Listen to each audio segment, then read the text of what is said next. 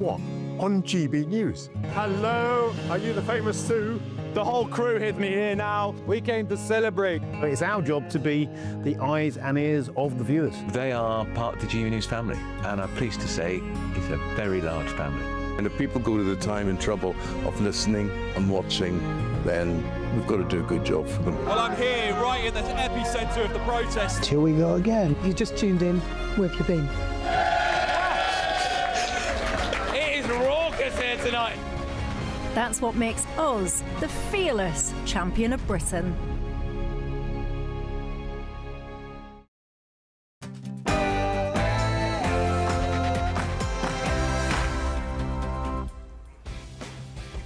Good evening, good morning, live from Washington DC. This is Bev Turner on GB News with the stories shaping Great Britain and the United States of America. Coming up tonight. England, I think, can go all the way and probably win the tournament. England always. Let's go! Let's go, Milan! Come on, boys! Let's not get too excited, fellas. It's only game one. Victory for the Three Lions. England have got off to a winning start. They won 4-2 over Croatia. We're going to be going to Ben throughout the evening. It's free speech until it's against what they want to hear, isn't it? Yeah. Reports are suggesting yesterday that certain flags and chants directed at the Prime Minister would be banned. Ben is going to find out if the fans followed those rules tonight, and if they didn't, then what? Also this evening. We have a war, about 15 years we are living in a war. Because of that, we come here and I just want to leave, and because of that I come here. Reports that small boat migrants who appeared on an episode of Question Time were put there by campaigners as a marketing move. Is this another scandal to hit the BBC? Also tonight. So when I say permanently, it should be permanently. But if it's not permanently, we will bomb them. They will be bombed, just like I bombed them on Wednesday night and Tuesday night.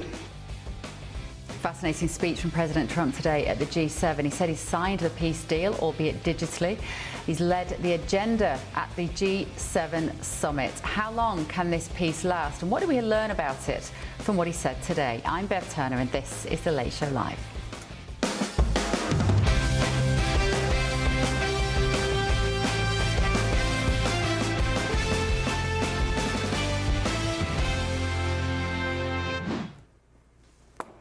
And joining me in the studio this evening, we have Democrat strategist Richard Goodstein with us and Republican strategist Matthew Hurt. Good evening, gentlemen. How are we? Great to be here. Great. I can only imagine what we'd be talking about. First, Paris had thought if England had lost, right? Imagine this would be like a funeral. But I'm glad. Yeah, it's not. no, you're right. I mean, listen, I have a confession to make. In just a moment, I'll tell you how I feel about the football. But let's go first of all to Nick Pisa. We've got guests in London as well. I'm going to introduce you to those in just a moment. But I think we're going to go to Nick first of all, I believe. Oh no, am I going to say hello to my London panel? No, I'm going to go to Nick. Right, okay, Nick Pisa is with us from Dallas this evening, I believe. Hello. Right, Nick, I've got a confession to make. I didn't watch a second of the match. Not a second. I spent a long time trying to get it on one of my 3 devices. Couldn't manage to find it. Then somebody found it in the office. I had to prep for the show. Nick, talk to me like I'm an idiot. What happened? You missed a really pulsating, a great game, Beth. It was 4-2 to England. It was a bit edgy to begin with. The start was a bit faltering. Then they had the penalty, which was retaken, and Harry Kane scored it. And then he scored another one, a second goal. But in the interim, Croatia pulled it back to 2-2 at half-time. So a lot of the fans then were a bit nervous and sweaty palm, biting their fingernails, going, oh no, here we go again. Is this going to be the same old England? But second half, absolutely amazing performance from the Three Lions. They pulled it out of the bag and they went on to win 4-2. And they really did look quite dominant in that second half. They bossed the game completely. In what way, Nick? Now I'm going to channel my former sports reporter head on here. Was it a defensive game from England, or were they really strong up front in the attack? No. Let's give them the credit. They were good up front. Bellingham was good. Rashford, when he came on as well, played a blinder. But yes, I mean there were those sort of wobbly moments that they let 2 goals in at the back, and they were goals that perhaps they shouldn't have conceded. And I'm sure Thomas Tuchel must have given them a bit of a rollicking at half-time, because so they did come out much stronger in the second half, and they won the game convincingly. Now, and onwards to the other group games in Boston and New York, where they play next against Ghana, and the final game is against Panama. Are Croatia any good, Nick?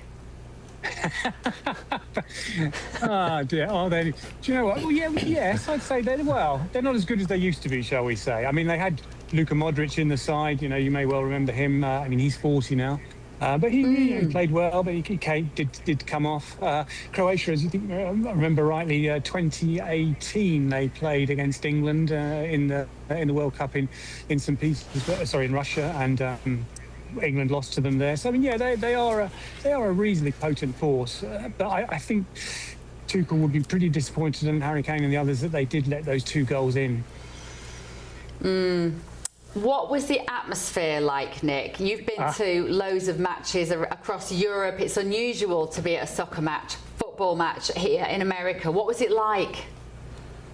Do you know what? The atmosphere was absolutely incredible. There was 70,000 people in here, and I'd say the vast majority were England supporters, and the neutrals were also supporting England as well. I mean, when they came out, the cheers I was going to say raise the roof, but the roof here is closed, obviously, because of the heat and the humidity. Yeah, I mean, there was a heat warning, actually, in fact, before the game, that it was going to get up to 100 degrees centigrade, 100 degrees Fahrenheit, but inside the stadium, it was fine. It was cool. And just picking up on your point there about the chanting, I didn't hear any of the Starmer chants, but I did see some flags that were draped over advertising hoardings, because people wanted their advertising hoardings taken away. But certainly there was no offensive flags or anything like that I could see. But I did hear the Keir Starmer chant in several pubs and bars as I was walking up to the ground.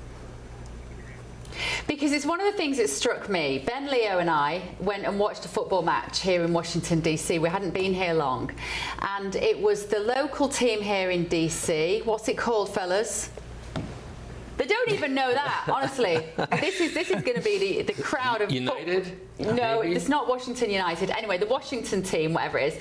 And Orlando. Now, Orlando had a pride flag kind of flying with their thing, and football here is quite a gay sport, and what I mean by that is it is predominantly women that play it. It appeals to the LGBTQ crowd here in America. There were lots of men in the crowd walking around with hot pants and neckerchiefs on.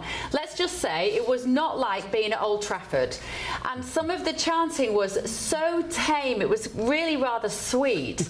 We sat there and we heard a guy behind shout, "Don't be afraid." Don't be afraid. Right. And I thought this is so different to a British football match where you're getting awful 4-letter words flung left, right and centre. Not necessarily a bad thing.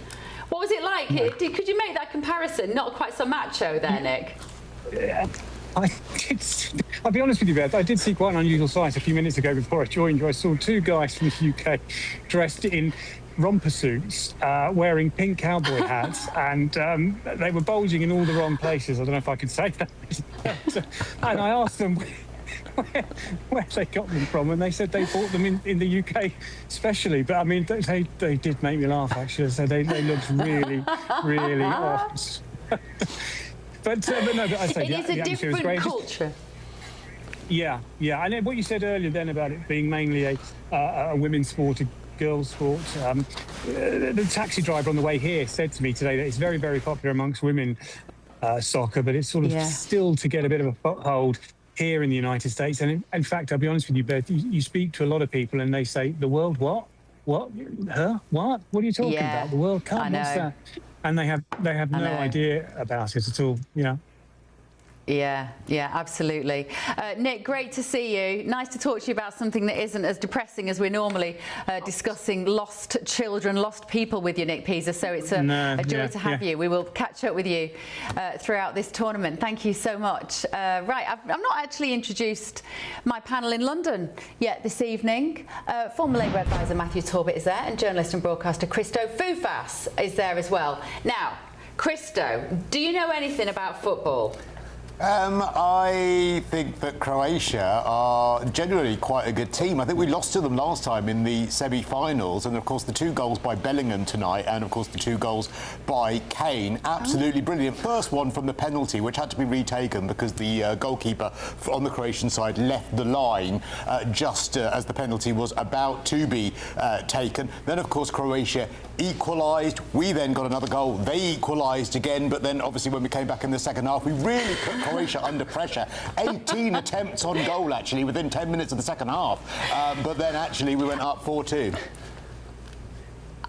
I love the fact that you took it as a challenge when I said, do you know anything about football? But you focused specifically on tonight's match. I'm impressed. But Matthew Torbett, you therefore, I think it's fair to say, don't be offended, Christo, but you are the only football expert on this panel tonight, aren't you? Because you love your football.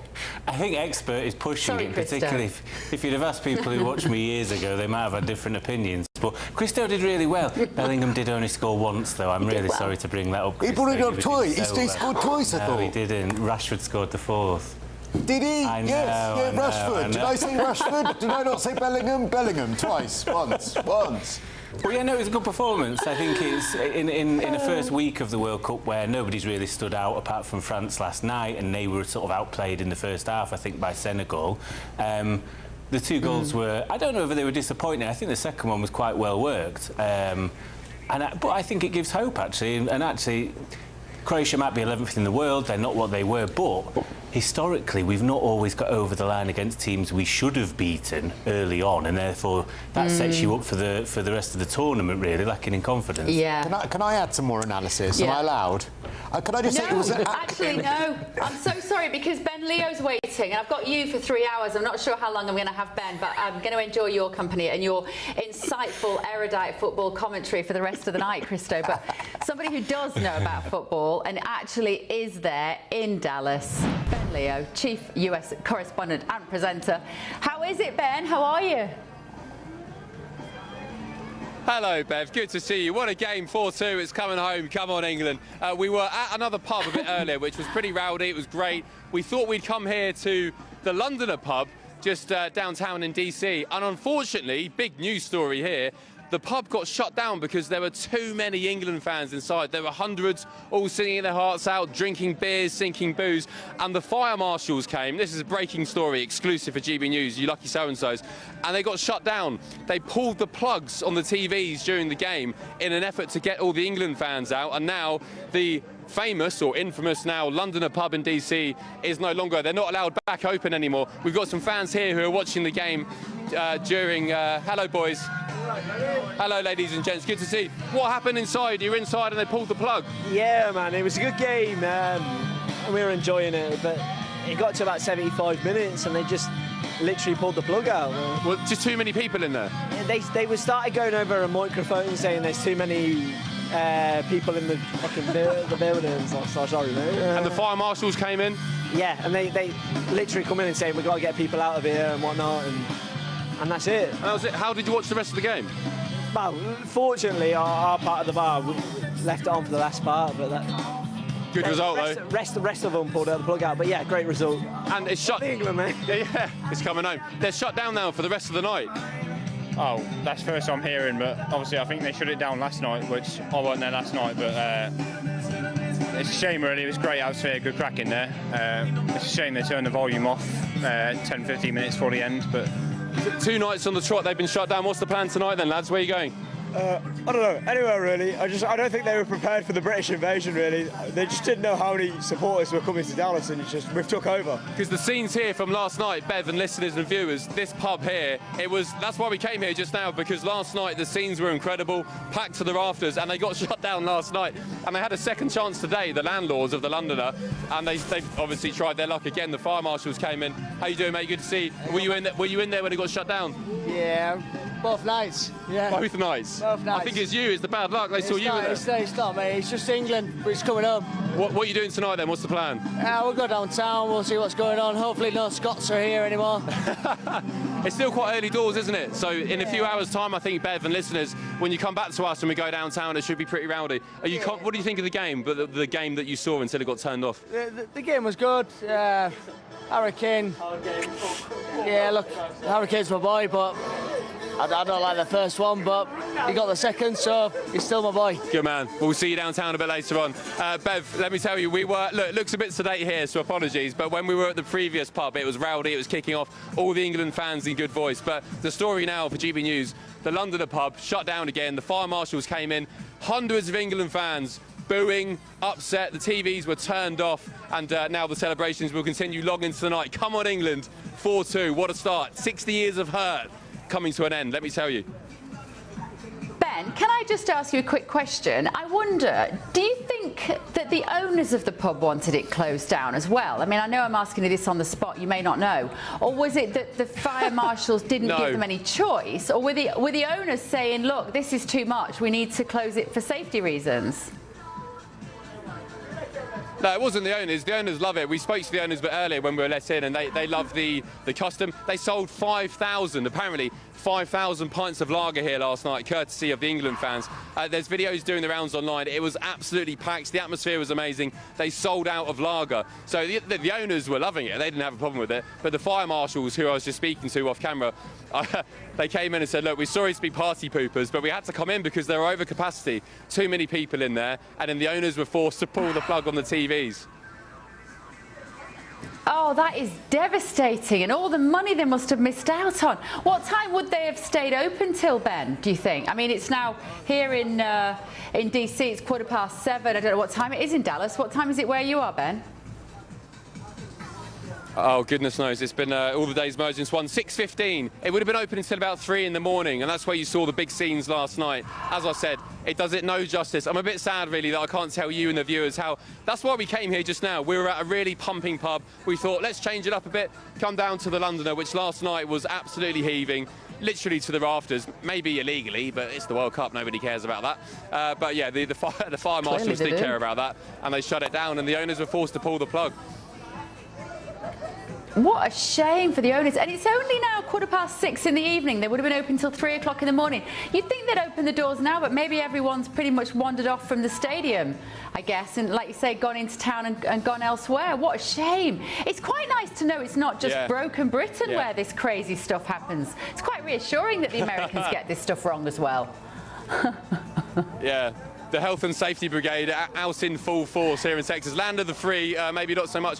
There's some Leeds fans here. Let's speak to these guys. Guys, it's shut down.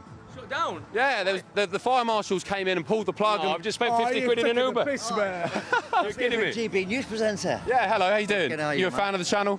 I live in Australia. I keep abreast of English news. GB News has transformed the media in the British.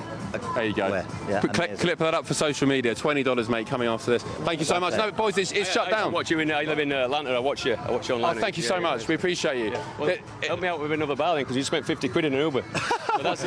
Where did you come from? Just from the fan festival thing. Fan Park. So, yeah, great day. Yeah, and you've just done 50 quid where it's closed. So there was at capacity. There was too many people in there. In there. The big man. That's the sushi bar.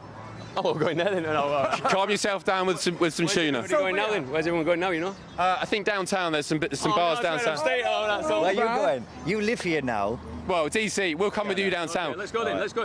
We came here because last night it was pumping. Were you here last night? Tell our viewers last night how mental it was in here. Insane, man, insane. $30,000 in there. Today.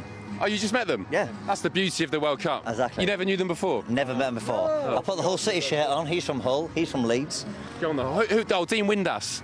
Exactly. It's the most famous goal. Yes. At Wembley finals. I'm sorry to disappoint you, lads. It's either sushi or nothing. So absolutely shocking. Party's over here. We'll follow you downtown though. Damn. Cut. Bev, there we go. Bit of a lackluster atmosphere as a result. But there you go. GB News exclusive. The best bar in DC, in Dallas, has been shut down. I'd like to say as well, everybody, the England fans, started singing "Fuck Keir Starmer." Oh no! Don't say that. I'm sorry. We apologise. He's a great Prime Minister. We apologise for any foul language. Yes, absolutely but what was your point? Rupert Law. Rupert Law. Restore Britain. All right, good man. Thank you. Appreciate it. No more 20 quid tip. It's gone. Bev, there we go. Back to you. We better call it quits. Even at a closed bar, you're going to get in trouble going and doing live TV. I'm sorry, Bev. Thank you, Beth. A huge apology to anyone listening or watching who was offended by that choice language of those celebratory English fans. We do apologise. I was saying that we like a four-letter word in the stadium. You don't normally get it on the TV after the game as well, though, so apologies for that. But Ben, we will let you make a move, go and find the crowds, and we'll be back to you soon to celebrate with everybody there in Dallas. I want to ask my American guests, is that normal for the fire marshals to come in and close a pub down because there's too many people in it, Richard? No, I mean, it just seems, look, as you just said, here at 6:15, if we open at 3, at some point they could come back in and say, okay, fine, the coast is clear, we're not going to have a mob scene. So, and what's interesting is, had this been in California or New York, people would say, that's what happens. These are rational government officials. This was Texas. It doesn't get any kind of more I don't know, government-friendly than there, and even they're kind of overreacting. It seems like really bad judgment. Yeah, doesn't it? Right, still to come this evening on The Late Show Live, this. We have a war, about 15 years we are living in the war. Because of that, we come here and I just want to leave. And because of that, I come here. We understand that small boat migrants who appeared on that rather sort of historic now episode of Question Time were placed there by campaigners. Is it another scandal to hit the BBC? And of course we'll have more reaction from the crowds in Dallas. See you in just a minute. This is The Late Show Live.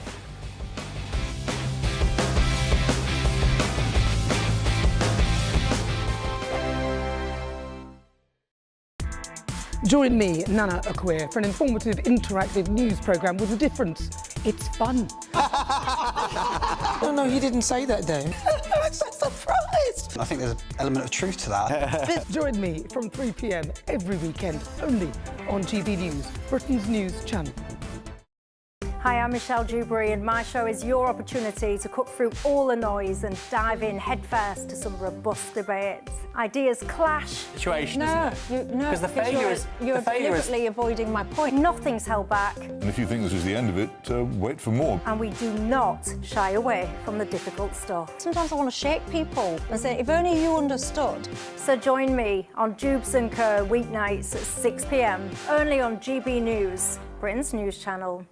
From court mornings to warm family brunches, from football to tennis, in the car, in the kitchen. GB News Breakfast is there with the stories you need and the conversations that matter. Anyway, let's talk business. Well, it has been a historic night in British politics. It's astonishing, isn't it? We're here again to start your day just right. GB News Breakfast. Every morning from 6 a.m. Only on GB News. Britain's news channel. Some people enjoy lazy Sunday mornings, but not me. What's the truth of the matter? So that's a very live question. Would you support him if he waters down these plans? Before the spin sets in, I'll be getting to the truth. This is personal. No soft questions, no easy answers. It's one thing if the state has rules in this country. It's another thing whether the police and others actually police them. Setting the agenda and holding those in power to account. You can't really blame her if the system is set up this way. You will not want to miss it, trust me. The Camilla Tominey Show, Sundays from 9:30, only on GB News. From the school run to the home run, watch a new show for all of Britain. He can say whatever he wants. A straight-talking show where all voices are heard. And, when are we going to stop talking about smashing the gangs and actually do it? With the stories that matter from every part of our country. There's a bit of a crash landing there for your Chancellor. Bold, fearless and standing up for you. That's me, Martin Daubney, 3 p.m. till 6 p.m, weekdays, here only on GB News, the People's Channel, Britain's news channel. Westminster's full of talk, but out here, it's the real world. Am I allowed to talk now? No, that's it. This is where it matters, real people and real lives. That's what politics is all about. In fact, has Trump made a good start? No. Straight answers, no spin, and just a couple of pints. How many fingers have I got up? About 10. So join me for Lee Anderson's Real World every Friday at 7 p.m, only on GB News. The People's Channel, Britain's news channel.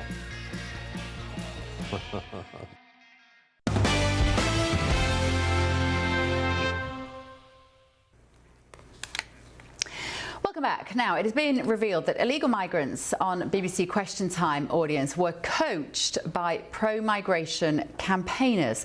2 small boat migrants who appeared on the programme back in December were guided by IMIX, or IMIX. It's a charity that campaigns to build public support for migration. Have a look at this. Why did you come on your own, and what about the fact that so many men are coming?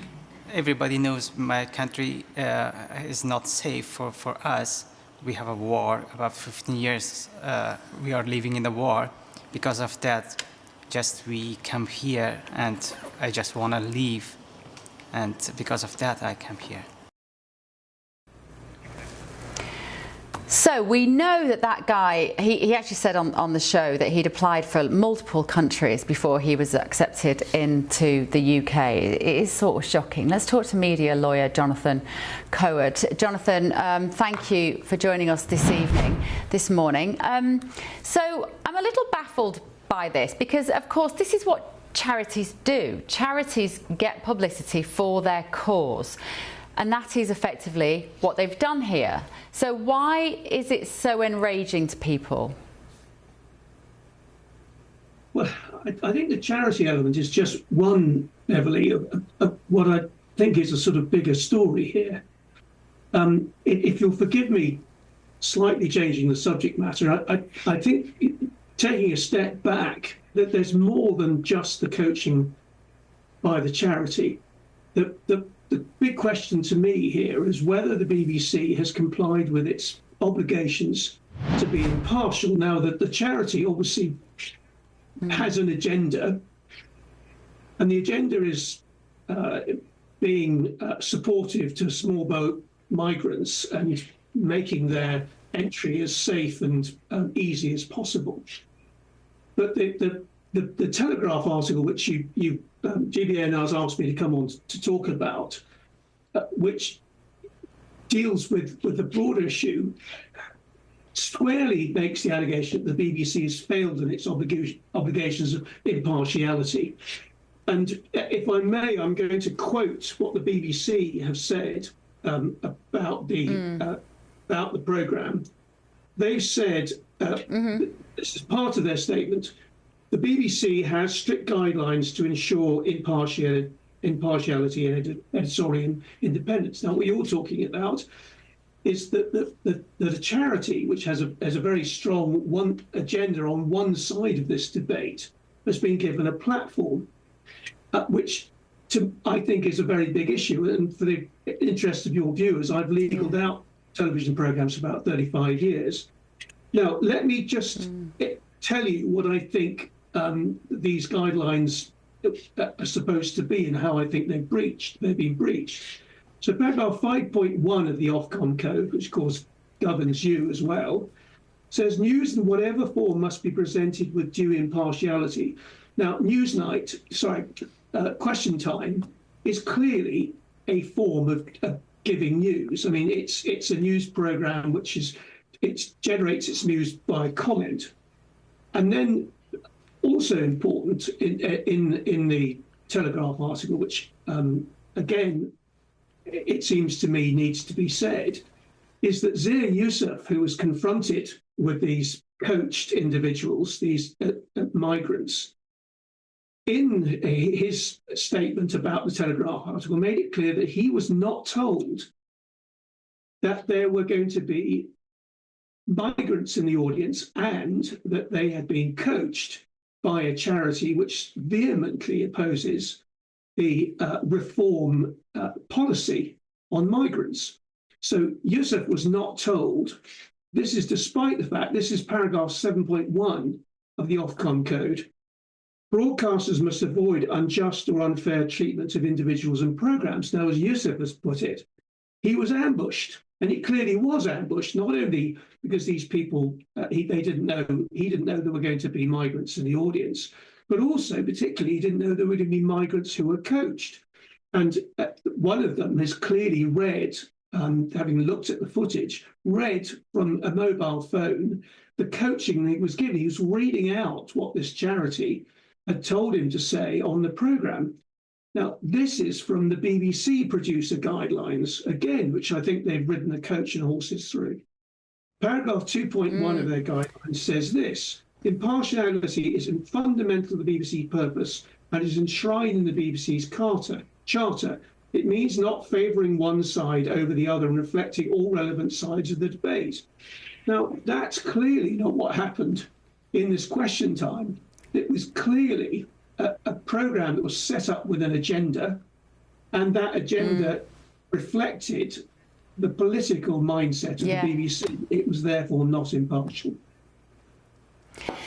Beautifully explained, Jonathan. Thank you so much. Media lawyer there, Jonathan Code, just putting it into clear context as to what the BBC might have done wrong in this instance. And I suppose that impartiality, and we adhere to that, as Jonathan said there, may have been achieved if they had, let's say, am I talking to London now? Matthew Talbot, if you can have this conversation with me, Matthew and Christo there.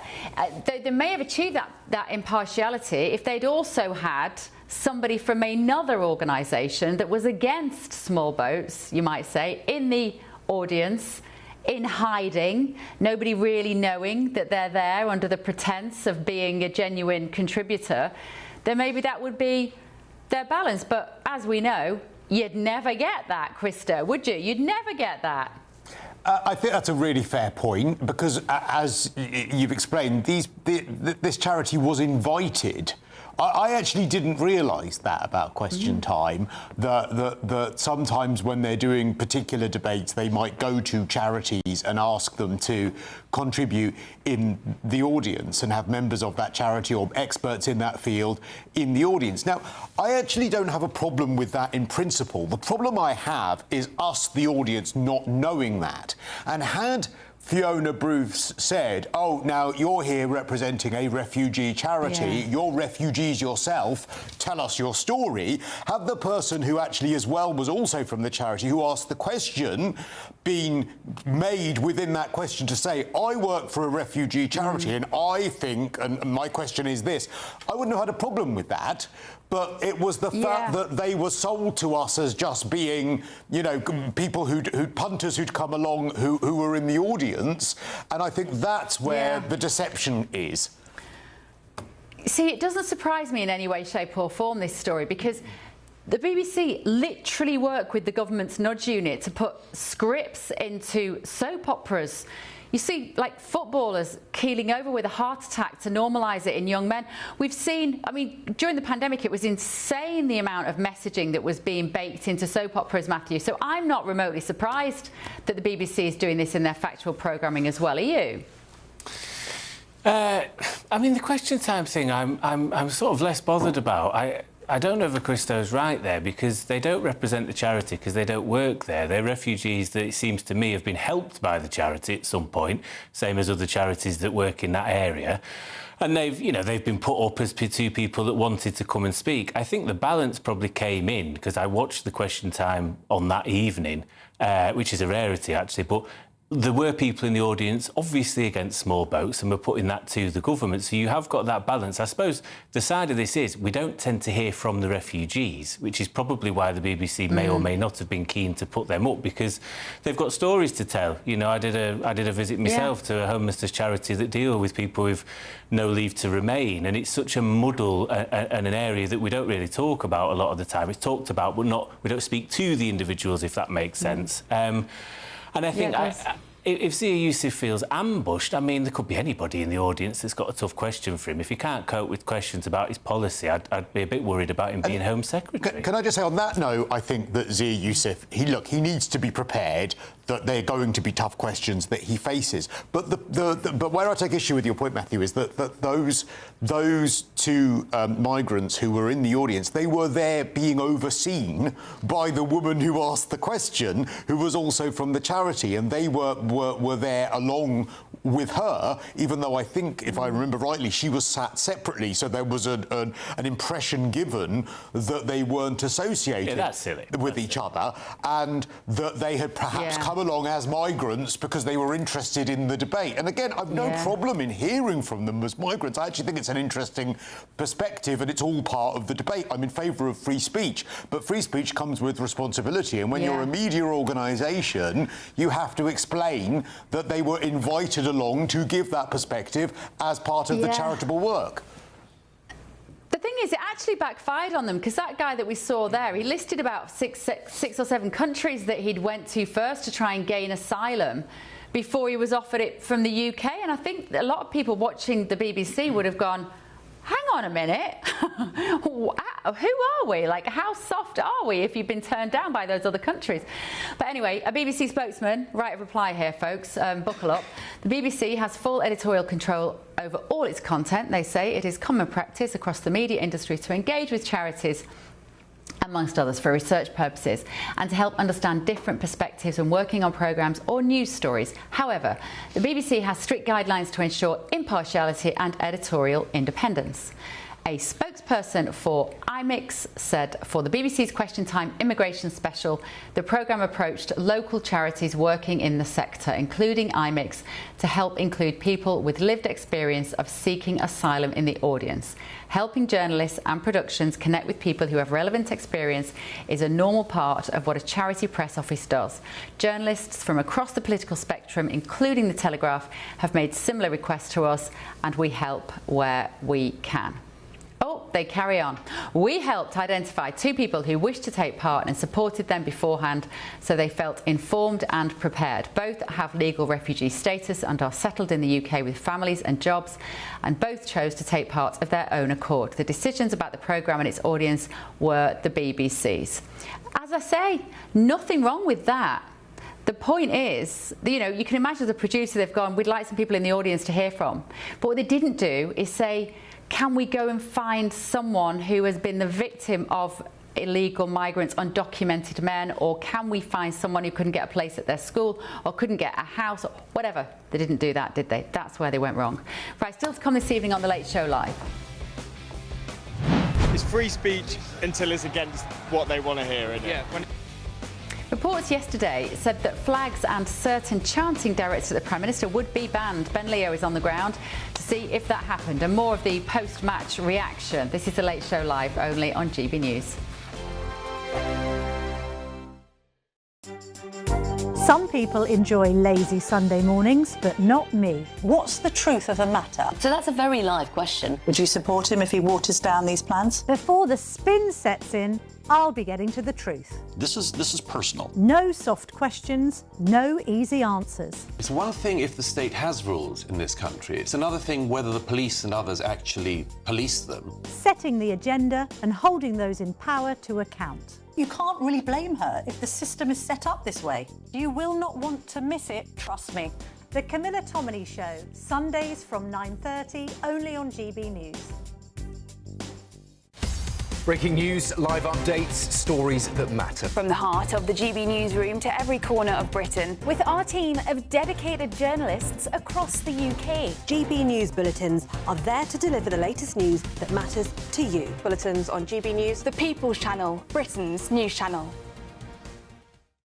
Hi, I'm Michelle Dewberry, and my show is your opportunity to cut through all the noise and dive in headfirst to some robust debates. Ideas clash. Situation, no, isn't it? No, because the failure is you're deliberately avoiding my point. Nothing's held back. And if you think this is the end of it, wait for more. And we do not shy away from the difficult stuff. Sometimes I want to shake people and say, if only you understood. So join me on Jubes and Kerr weeknights at 6 p.m, only on GB News, Britain's news channel. Westminster's full of talk, but out here, it's the real world. Am I allowed to talk now? No, that's it. This is where it matters. Real people and real lives. That's what politics is all about. The fact is Trump made a good start. No. Straight answers, no spin, and just a couple of pints. How many fingers have I got up? About 10. So join me for Lee Anderson's Real World every Friday at 7 p.m. only on GB News. The People's Channel, Britain's news channel. I've been in Westminster for a long time, but I know that though power may be here, its effect on people's lives is across the whole of the country. We may be where rules are made, but it's where they're implemented that matters. Join me, Jacob Rees-Mogg, for forthright and frank discussion on where Britain has come from, where it's going, and where it will end up. That's State of the Nation, Monday to Thursday, 8 to 9 o'clock. Vox Populi, Vox Dei. From the school run to the home run, watch a new show for all of Britain. He can say whatever he wants. A straight talking show where all voices are heard. And, you know, when are we going to stop talking about smashing the gangs and actually do it? With the stories that matter from every part of our country. There's a bit of a crash landing there for your Chancellor. Bold, fearless and standing up for you. That's me, Martin Daubney, 3 p.m. till 6 p.m. weekdays here only on GB News. The People's Channel, Britain's news channel.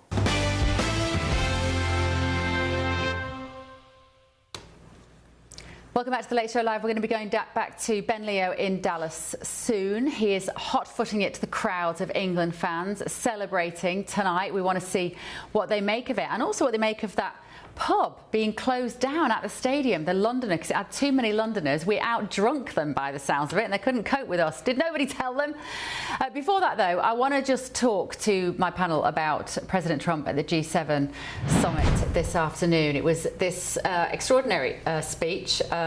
Richard, you watched it. It went on for about an hour. He spoke about Iran, he spoke about America, the economy, he spoke a little bit about Europe, and then he was better when he took questions. We know that. But he's clearly tired. He's clearly pretty unwell. He sounded like he had a head cold and he was struggling to breathe a little bit. His schedule is ridiculous. But what did you make of it, Richard?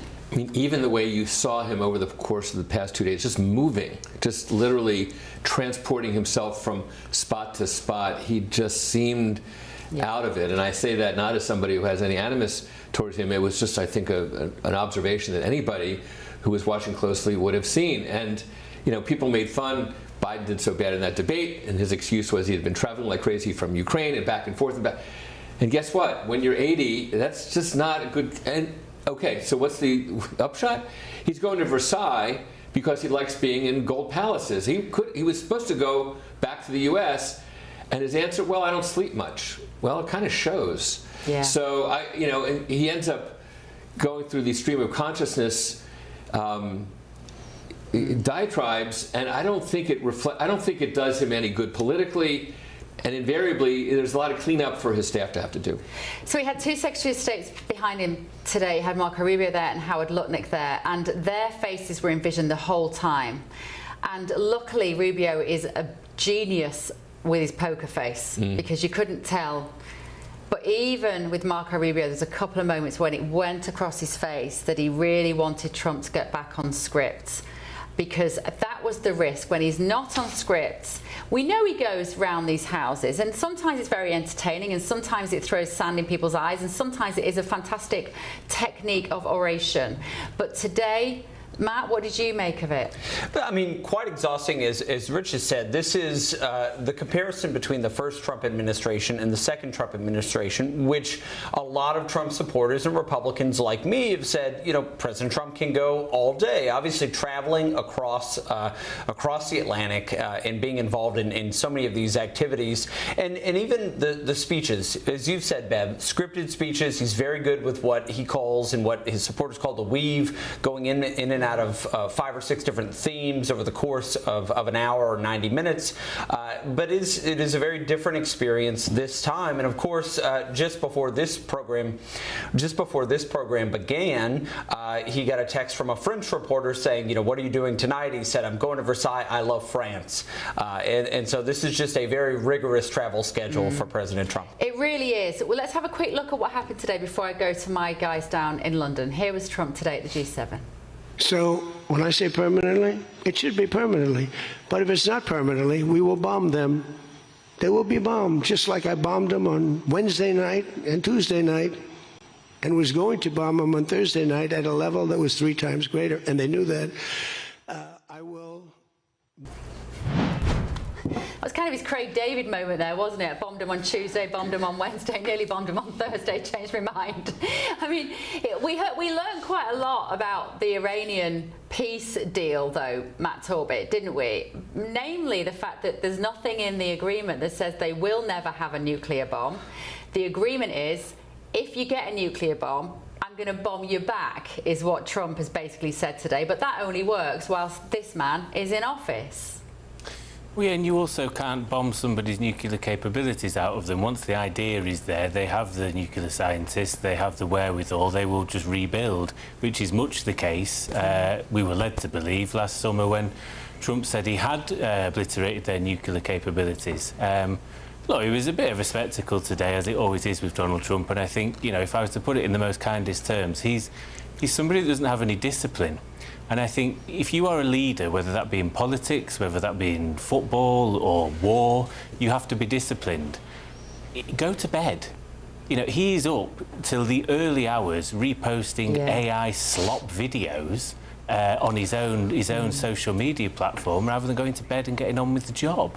So it's a little bit embarrassing. I think it's mostly embarrassing because they haven't achieved anything they set out at the beginning of this war. You know, they say that the armed forces is wiped out. There's still about 30% of it left. The Iranians are getting, what, 300 billion as part of a rebuild scheme. There's going to be 100 billion elsewhere. You know, it's a bit embarrassing, and it's not even where it was in 2015. So he doesn't lack he lacks the rigour and the discipline to do a leadership role, and this is where we are. But the guy's 80. It's no surprise. I mean, you say he lacks discipline. He doesn't. He has a work ethic, and he's never had a drop of alcohol or drugs in his life. I think the discipline is there in his character. But I think what we saw today, we can talk about him, and we can talk about what we learned about Iran. But I think what we saw today was an 80-year-old man who sat outside for a good 3 or 4 hours on Sunday night watching that UFC fight, which would have been a kind of, you know, it was a high emotional experience there with those guys knocking 10 bales out of each other. And then he went straight on Air Force One, took the red eye overnight on Sunday, landed into the G7 on Monday, 2 whole days of meetings and events, and as you say, he doesn't really sleep. Beth. And then they put him on. But I would say, is it a lack of discipline, or is it a lack of... It's not discipline, because you'd say, well, the lack of discipline might be sat in his bed in his dressing gown eating cheeseburgers and not being bothered about doing the work. I would say it's an extreme work ethic, and maybe there's nobody around him to say, mate, you've got to dial this down because you cannot go on stage that tired. Your cognitive well-being is suffering. It might just be that there aren't people around him, maybe, Christo, who are prepared to tell him, go to bed. Yeah, and also I think he's ill. I mean, I don't mean like long-term ill. I mean, I think he's got a cold or flu or something that meant that he probably shouldn't have been talking so much today. But I think the Iran deal that is appearing, I think it speaks to the fact that I think this whole thing hasn't perhaps had the strategy that it needed. There are a couple of good things in there, and I think, let's be honest, you know, Iran don't really want to be bombed. They wouldn't be at the table if they did want to be, and hopefully the Strait of Hormuz will be opened. But have the long-term goals that were set out at the start been achieved? No, but I've got an open mind. He surprised us before when we've thought, okay, God, what's going on here? And then actually it all turns out okay. So let's see. Yeah, OK. I think they would say they have achieved their aims. That's certainly what they were saying today. Right, let's have a look what we're still going to be looking at for the remainder of the show. England, I think, can go all the way and probably win the tournament. England always. Let's go. Let's go it all. Come on, boys. Victory for England. Game 1 got off to a great start. We won 4-2 against Croatia. We're going to be going live to Ben Leo in Dallas soon. Don't go anywhere. This is The Late Show Live only on GB News.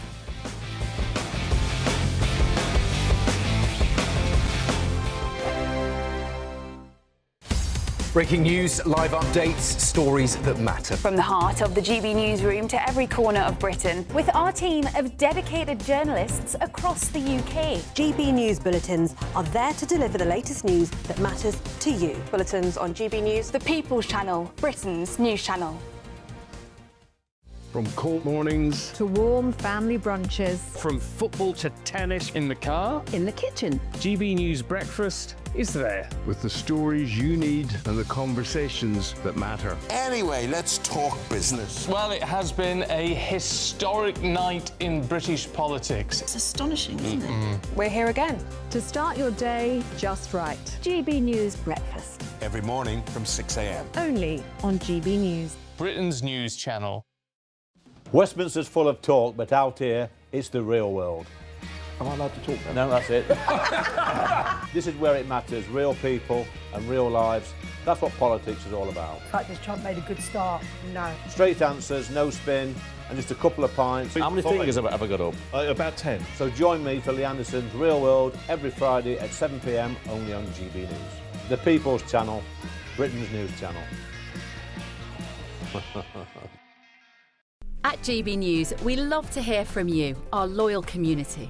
So drop us a line at gbnews.com/yoursay. There you can talk to each other and also to the presenters live on air.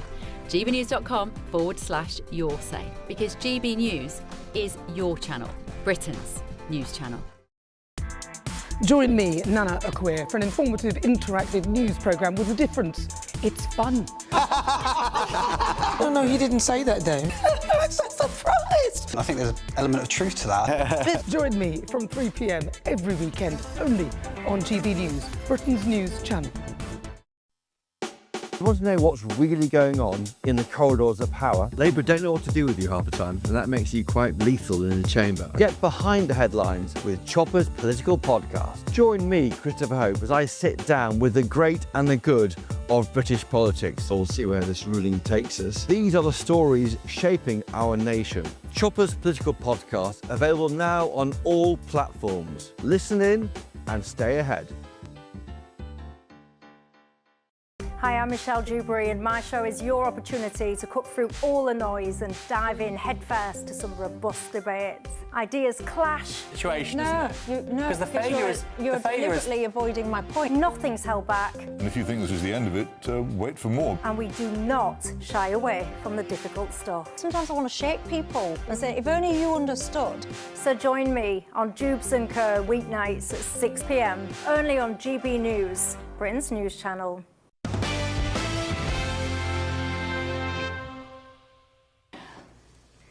Welcome back to The Late Show Live. Now, apparently there's a football match tonight and we were in it and we won 4-2. I didn't see a minute of it because I was getting ready for the show, but Ben Leo is in Dallas and he was there.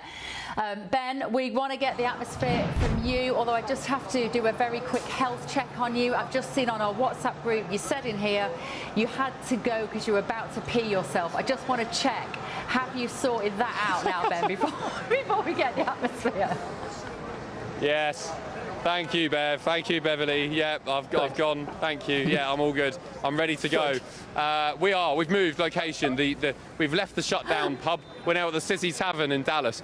By the way, I keep saying DC. I'm in Dallas, obviously. I'm used to saying DC so much. We're just going to scout for some England fans all across the city tonight. We found some here who actually know Aidan McGee, GB News sports extraordinaire from GB News Breakfast. Hello, boys. Hello, mate. How you doing? Good to see you. GB News. Up the GB News. How you doing? How you feeling after the game? 4-2. Can't believe it. I always thought our openers, we always start really slow in the World Cup opener, but today was like next level. We look so good going forward. Mate, so, I mean, defensively we're struggling, but going forward we're so fast. We're a handful. It's brilliant. I mean, it's the new England team. Right, where are you all from in the UK? I'm from West London. West London? QPR. QPR, good man. Out of QPR, up the Aidan McGee. You lot? Blackpool FC. Blackpool. The Modern Essex and a Gooner. Yes. Come on. Champions. Unhappy Emma. Where? Unhappy Hammer. We're playing him next season. He loves it. Yeah. What's the plan tonight then? We just went to one of them at the main pubs of the Londoner. Did you hear he got shut down? Yeah, he got shut down, didn't it? Yeah, we've been here for 13 days. So we've 13 days? Yeah, we drove from Tampa. We were here for 2 friendlies, and we drove over. GBNews, the best news channel in the world. Cheers, mate. I didn't organise this. It's all organic. Channel in the world. We've got a one-way ticket, me and him. So we're here till the end. 13 days. Do you mind me asking? There's been a big topic of conversation about the cost of the World Cup tickets and stuff. How much have you splashed out? Literally 60 quid. We're top cappers, so we get them all for £44, $60. Yeah. Did you go to the game today? Oh yeah, been there. We just got back. What was it like in the stadium? Tell our viewers what the atmosphere was like. It was all right, to be fair. I mean, look, I'm going to say I'm not happy with the water break thing. It's cool in there. We played in hotter conditions. We'll come back to you after the break. Yeah. We're short on time. Thank you so much for speaking to us. Bev, back to you. Go on the GBNews.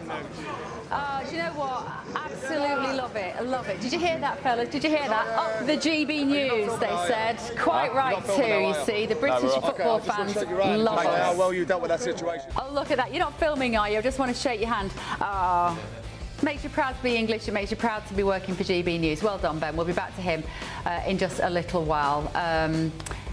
More coming up in this hour. Oh, we're finished. That was it. First hour. That went quickly, didn't it? I think I'll go and get a cup of tea. Right. I can announce that the government will ban access to social media for all children under the age of 16. Apparently I can't go and get a cup of tea just yet. This is about Keir Starmer's ban on social media for under 16s. It's going to include Truth Social. Who owns that? The President. That's going to go down well, isn't it? Let's discuss that after your weather.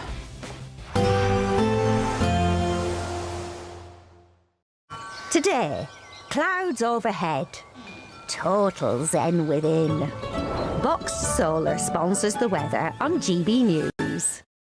Hello, good morning. This is your GB News weather forecast from the Met Office. Now, depending on where you are in the UK today, it really is going to feel quite different weather-wise. Wet and fresh in the northwest, hot and sunny towards the southeast, all because of this waving frontal system we have moving northeastwards across the country. Some heavy persistent rain already in association with this. That rain's fed its way across Northern Ireland. It's now pushing into parts of North Wales, Northern England, across much of Scotland. Across northern Scotland, staying quite cloudy, not seeing the heaviest rain, but a fresher feel here, markedly fresher than towards the south-southeast, where we have lots of bright sunny weather and temperatures rising. We're dragging in hot air from the near continent, so highs in the high 20s quite likely. Elsewhere, temperatures much closer to average for the time of year, and yes, feeling fresher because of the cloud and the rain that's pushing through. By the evening, some of the heaviest and most persistent rain across Scotland and Northern England and Northern Ireland will have cleared through, but it's still going to be a bit cloudy, a bit damp, outbreaks of rain around, perhaps the odd heavier spot of rain across some parts of southwest Scotland. Northern Ireland, quite a cloudy end to the day, some glimmers of sunshine maybe towards the west, but I think I'm clutching at straws there. Across Northern England, Western Wales, bit of cloud, bit of rain. Elsewhere across many other parts of England and Wales, it's a fine sunny end to the day. Just watch out for the small chance of a thundery shower in the southeast. We stick with the northwest-southeast split as we go into Friday, actually. Northwestern areas having perhaps an even wetter day with more persistent, heavier rain. We could see some high totals building up. But once more towards the southeast, well, it is going to be quite hot and quite sunny as well. Temperatures even higher than today. We're looking at highs in the low 30s for some parts of the southeast. So we could see a bit of a heat wave developing. By the weekend, however, high pressure is likely to dominate, and so that means towards the northwest it's going to be markedly drier than it is at the moment, and we're staying hot in the south. Today, clouds overhead, total zen within. Box Solar sponsors the weather on GB News. From cold mornings to warm family brunches. From football to tennis in the car. In the kitchen. GB News Breakfast is there with the stories you need and the conversations that matter. Anyway, let's talk business. Well, it has been a historic night in British politics. It's astonishing, isn't it? We're here again to start your day just right. GB News Breakfast. Every morning from 6 a.m. Only on GB News. Britain's news channel. Join me, Nana Akweer, for an informative, interactive news programme with a difference. It's fun. No, he didn't say that, Dave. I'm so surprised. I think there's an element of truth to that. Join me from 3 p.m. every weekend, only on GB News, Britain's news channel. At GB News, we love to hear from you, our loyal community. So drop us a line at gbnews.com/yoursay. There you can talk to each other and also to the presenters live on air. gbnews.com/yoursay, because GB News is your channel, Britain's news channel. Some people enjoy lazy Sunday mornings, but not me. What's the truth of the matter? So that's a very live question. Would you support him if he waters down these plans? Before the spin sets in, I'll be getting to the truth. This is personal. No soft questions, no easy answers. It's one thing if the state has rules in this country. It's another thing whether the police and others actually police them. Setting the agenda and holding those in power to account. You can't really blame her if the system is set up this way. You will not want to miss it, trust me. The Camilla Tominey Show, Sundays from 9:30, only on GB News. From the school run to the home run, watch a new show for all of Britain. He can say whatever he wants. A straight talking show where all voices are heard. And, you know, when are we going to stop talking about smashing the gangs and actually do it? With the stories that matter from every part of our country. There's a bit of a crash landing there for your Chancellor. Bold, fearless and standing up for you. That's me, Martin Daubney, 3 p.m. till 6 p.m, weekdays, here only on GB News. The People's Channel, Britain's news channel. Westminster's full of talk, but out here, it's the real world. Am I allowed to talk now? No, that's it. This is where it matters, real people and real lives. That's what politics is all about. In fact, has Trump made a good start? No. Straight answers, no spin, and just a couple of pints. How many fingers have I got up? About 10. So join me for Lee Anderson's Real World every Friday at 7 p.m, only on GB News. The People's Channel, Britain's news channel.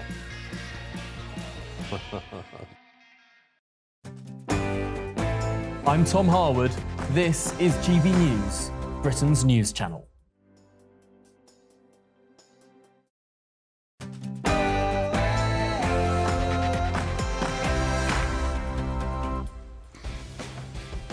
Very good evening, good morning, live from Washington, D.C. This is Bev Turner on GB News with the stories shaping Great Britain and the United States of America. Coming up tonight. Did you enjoy the game? We love the game. Yes. Are you English or American? We're American, but we're Team England. Yes. It was a great match. We've got off to the best start possible. England won 4-2 against Croatia. Croatia. Is football coming home? It's free speech until it's against what they want to hear, isn't it? Yeah. Yesterday said that flags or chants directed at the Prime Minister would be banned. Ben Leo is on the ground to find out what happened also tonight. We have a war, about 15 years we are living in the war. Because of that, we come here and I just want to leave. And because of that, I come here. Small boat migrants who appeared on an episode of Question Time were not just randomly there to have their experiences heard. They had been placed there by charity campaigners. Is this another scandal to hit the BBC? Also tonight. So when I say permanently, it should be permanently. But if it's not permanently, we will bomb them. They will be bombed, just like I bombed them on Wednesday night and Tuesday night. Peace deal with Iran is signed, albeit digitally, but President Trump led the agenda at the G7 today. But is he doing too much? That speech was not entirely coherent. I am Bev Turner and this is The Late Show Live.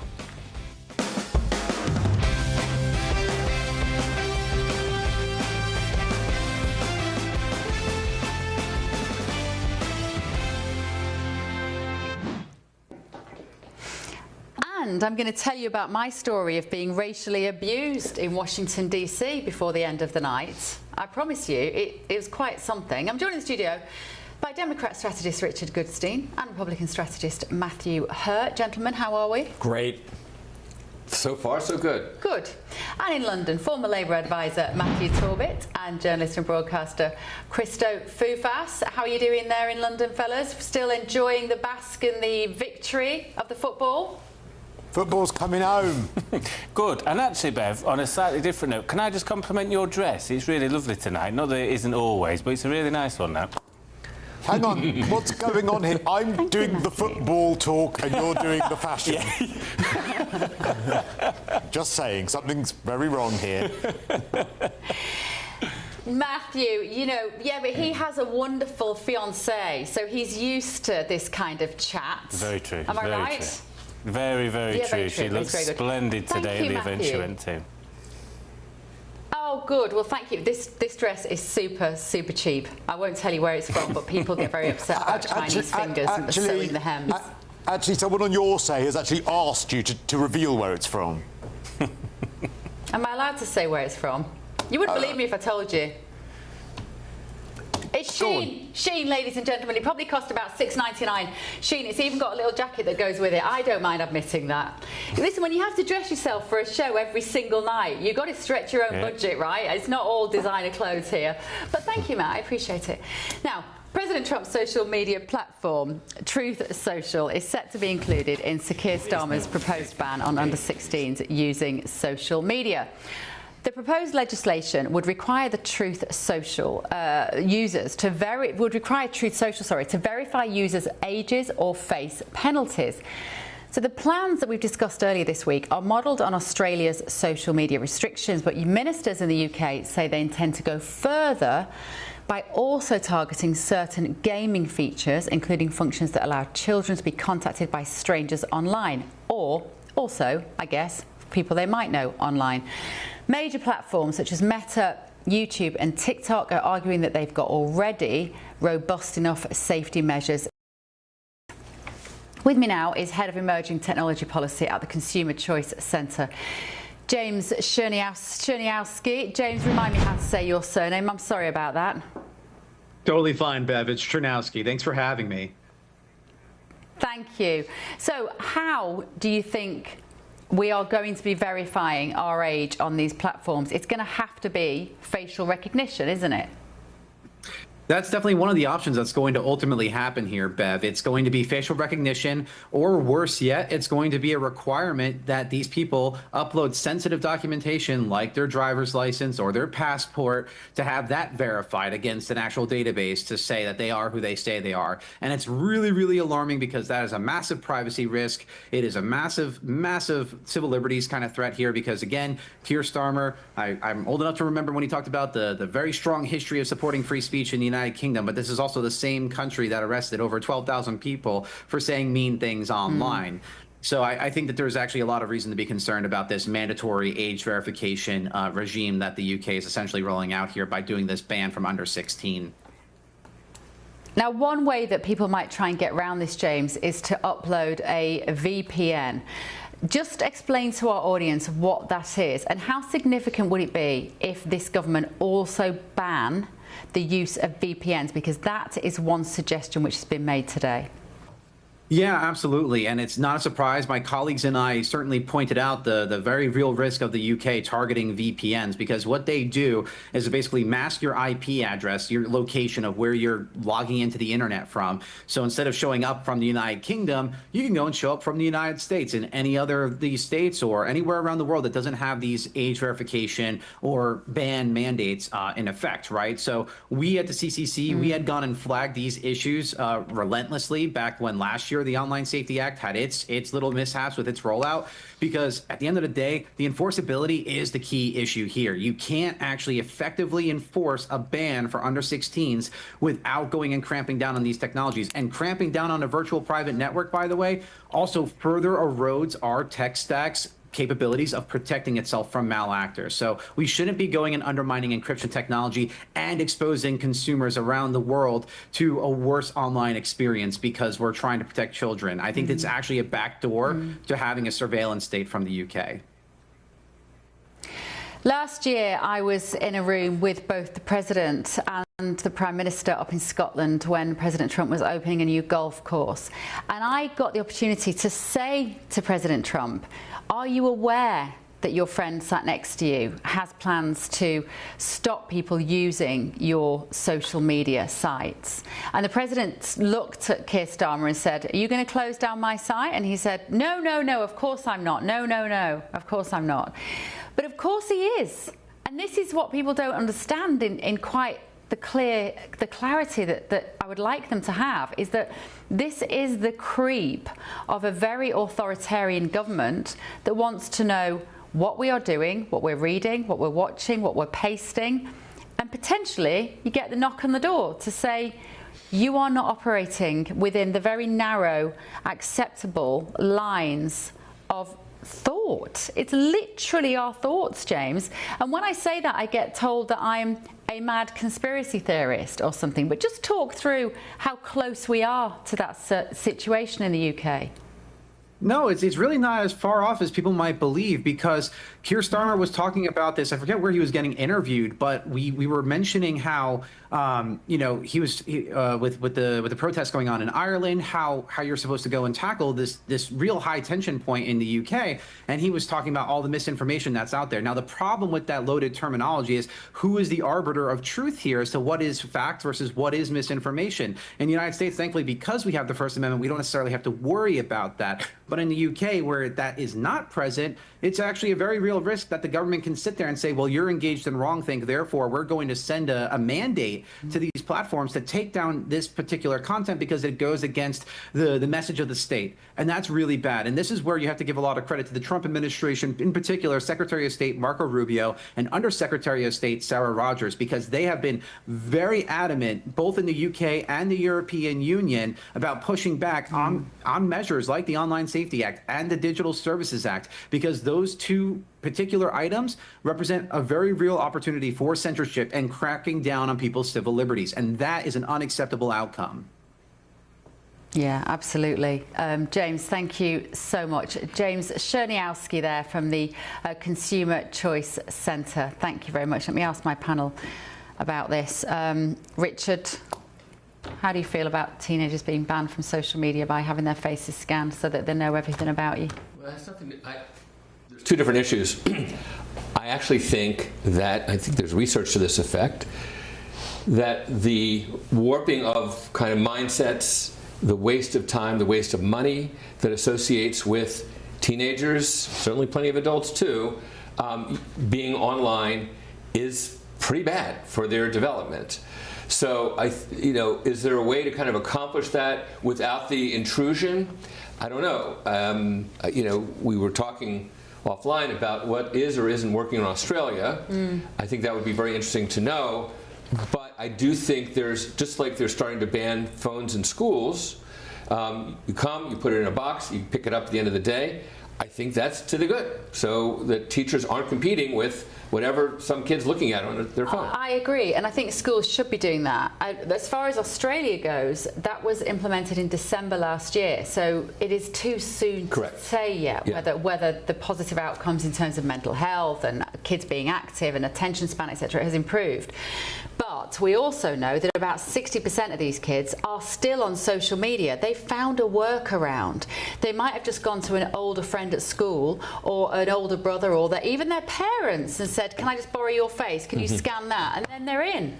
Well, Bev, I want to touch on the conspiracy theory aspect of the occasional insult you receive. As someone who's been to China twice, I can tell you, if you take your phone, and I don't take this phone to China, but I have a China phone, and the apps that should be available are not available unless you are on a VPN, which is illegal to download in China.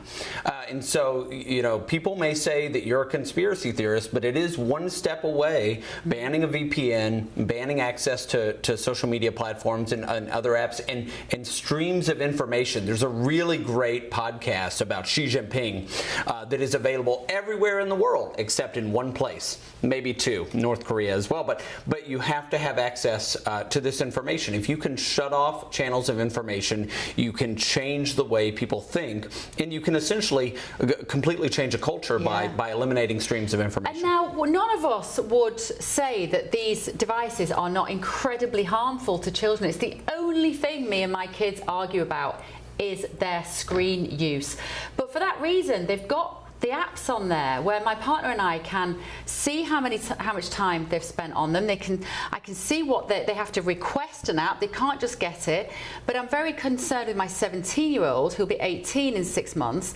She has to learn to discipline herself, because I won't always be there to say it's 10 o'clock, you've got to turn your phone off.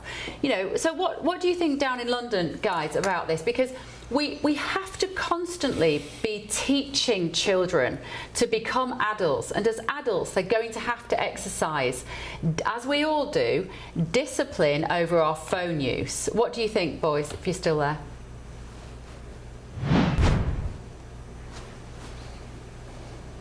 There you go. Christo, I can't hear you.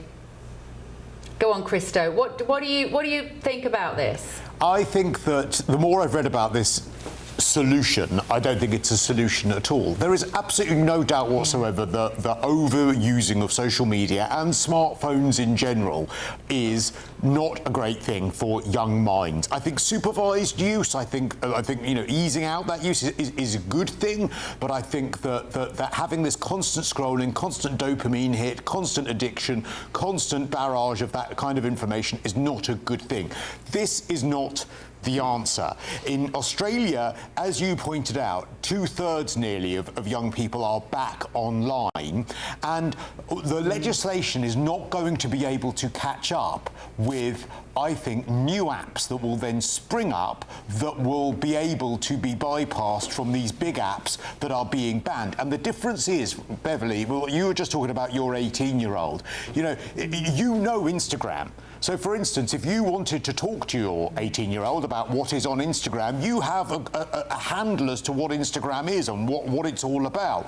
Whereas if your 18-year-old then is on an app that, firstly, they don't want to tell you about potentially because it's now banned, but secondly, you won't know anything about it, and if you did, it would be completely alien to you. So I would be much more in favour of Facebook and Instagram and all the apps that parents know already being much tighter regulated with the amount of scrolling, with the amount of dopamine hits, with the amount of time that you're allowed on as a younger person. That would be the solution to me. Because what we now have on our Instagram is we have a little family group on the direct messages. So I will see some educational things that I want my daughters to look at, and I'll send it to the group. And sometimes I might send them something funny about, I don't know, mom's nagging about you to put your phone down. And I'll send it to them, and it's a way of having some communication with them. It's actually a way of me parenting them, saying, watch this child that did this and that wasn't good for them.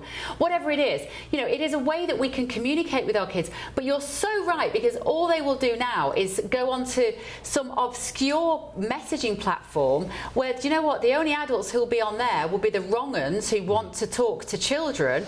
It's like the behavioural science part of this hasn't been thought through at all, Matthew. Everybody's virtue signalling around this, and aren't we wonderful? We're saving the kids.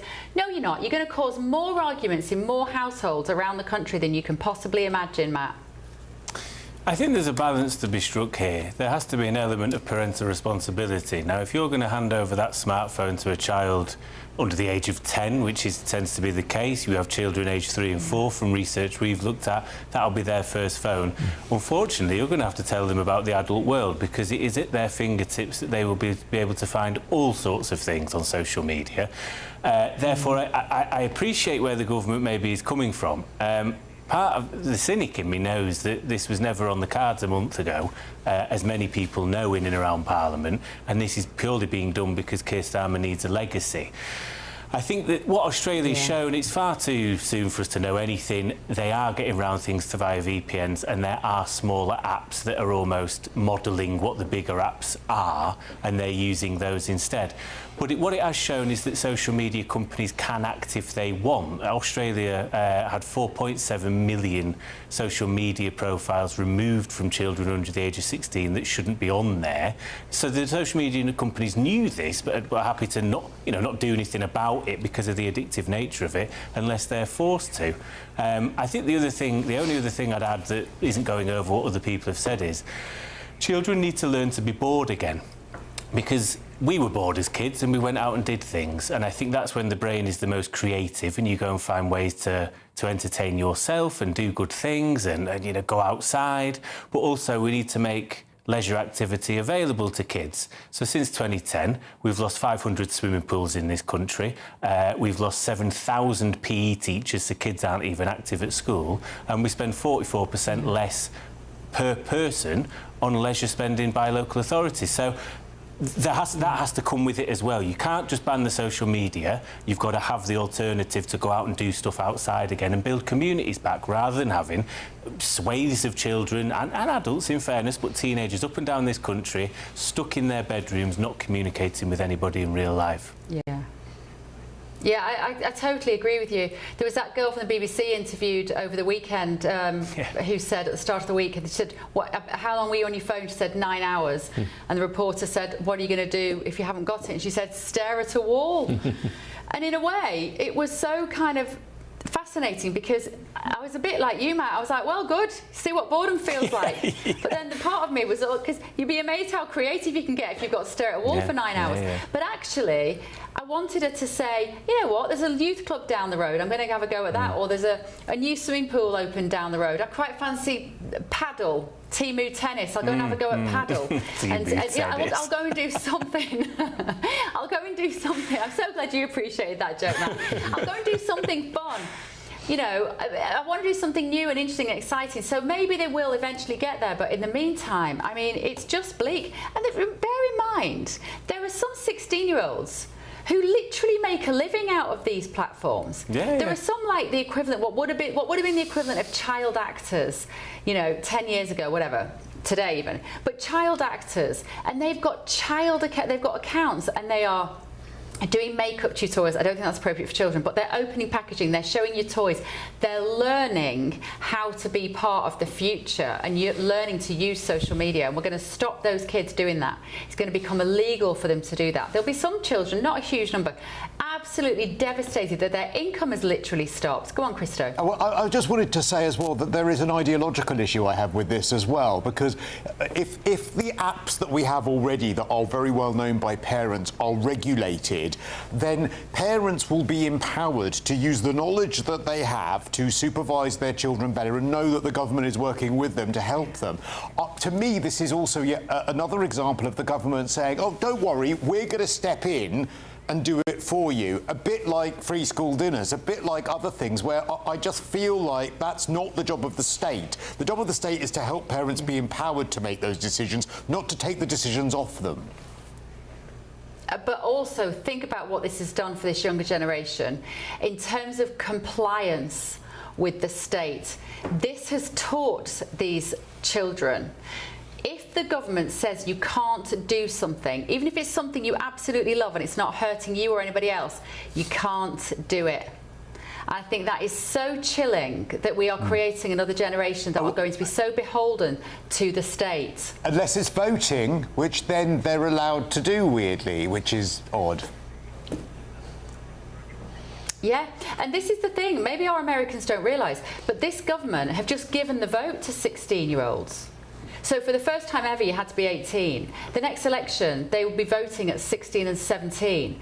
And yet, they aren't considered old enough to look at content online. So all they will do is get their political knowledge from the BBC and hopefully a bit of GBNews, because I think we're getting more and more popular with the youngsters. But that feels wrong, Richard, that you're saying to 16-year-olds, you're allowed to vote, but you can't actually look at TikTok to get some ideas of who you might like to vote for. Well, it's putting aside whatever bias TikTok might have. Yes, I mean, the fact of the matter is if you're restricting the ability of a 16 or 17-year-old to get more information, yeah, of course, they're going to be less informed and make worse choices. It's pretty simple. I wish it were more complicated than that, but I mean, look, you're talking about your daughter becoming 18. At some point, she's going to be driving, right? There's responsibilities that go with that too. And at some point, you have to have faith that they're going to show good judgment. And I think that's the case with the phones and social media and so forth as well. I thought your point, though, Matt Torbett, is it was a bit of a light bulb moment for me then about the fact that so many young children have got phones. I would be absolutely on board with there being a law that you can't give a phone to a, I don't know, under 10 or something like that. I don't know what random, you know, because you see toddlers being pushed down the road looking at a phone, watching Peppa Pig, rather than talking to their mum or dad and pointing out the red bus and the green tree and all that stuff that we have to do with children that they're not getting from a screen in their hand. I'd be absolutely on board with that becoming socially unacceptable, Can I just having a cigarette would be. Can I say something about that? Actually, sorry, Matthew, to take your thunder here, but I am obsessed with this thing that's called digital dementia, which is what a lot of young people are suffering from. And I don't know if you've never heard of it, what it is the fact that younger people, when we were all young, we had to problem solve. We had to remember directions. We had to count the change that we got from a shop. We all had to develop the neural pathways in order to learn how to problem solve. Nowadays, young people just pick this up, and if they're either scrolling through it or any answer to any question that they get, i.e., what's the change I need? I'll just follow Google Maps. They're not having to. They don't develop the neural pathways, and they're the same neural pathways you lose when you get dementia. And so we're actually creating a generation of zombies by having them addicted to smartphones.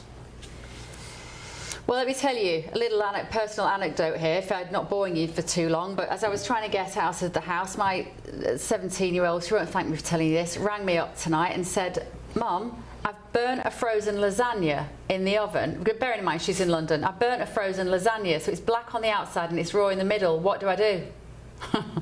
I said, Kiki, I'm 2,000 miles away. What do you mean? And I knew where this was going.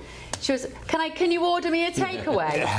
And I said, no, I cannot. You go and you work it out, or you make yourself a piece of toast. I am not jumping to your aid because of these phones, because it's exactly what you're saying, Christo. It's too easy. They pick this up, they don't problem solve. They either call a parent to dig them out of a hole, and if you're a soft touch, you would at that point go, oh, all right, I'll order you a takeaway. I was like, no, just because you can't make a lasagna, not my problem. Harsh, I know.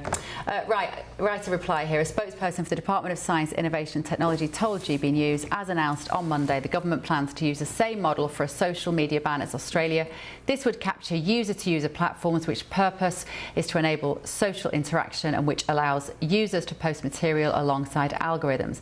It is for services to assess whether they meet the criteria, and any service that does not will need to comply. Government will set out its final scope, criteria and exemptions in its legislation it introduces to Parliament. For background, Truth Social does, however, set out in its own terms of service the platform is intended for users who are at least 18 years of age.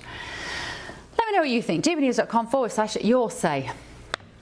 Let's turn now, though, to the latest developments on a US peace deal with Iran.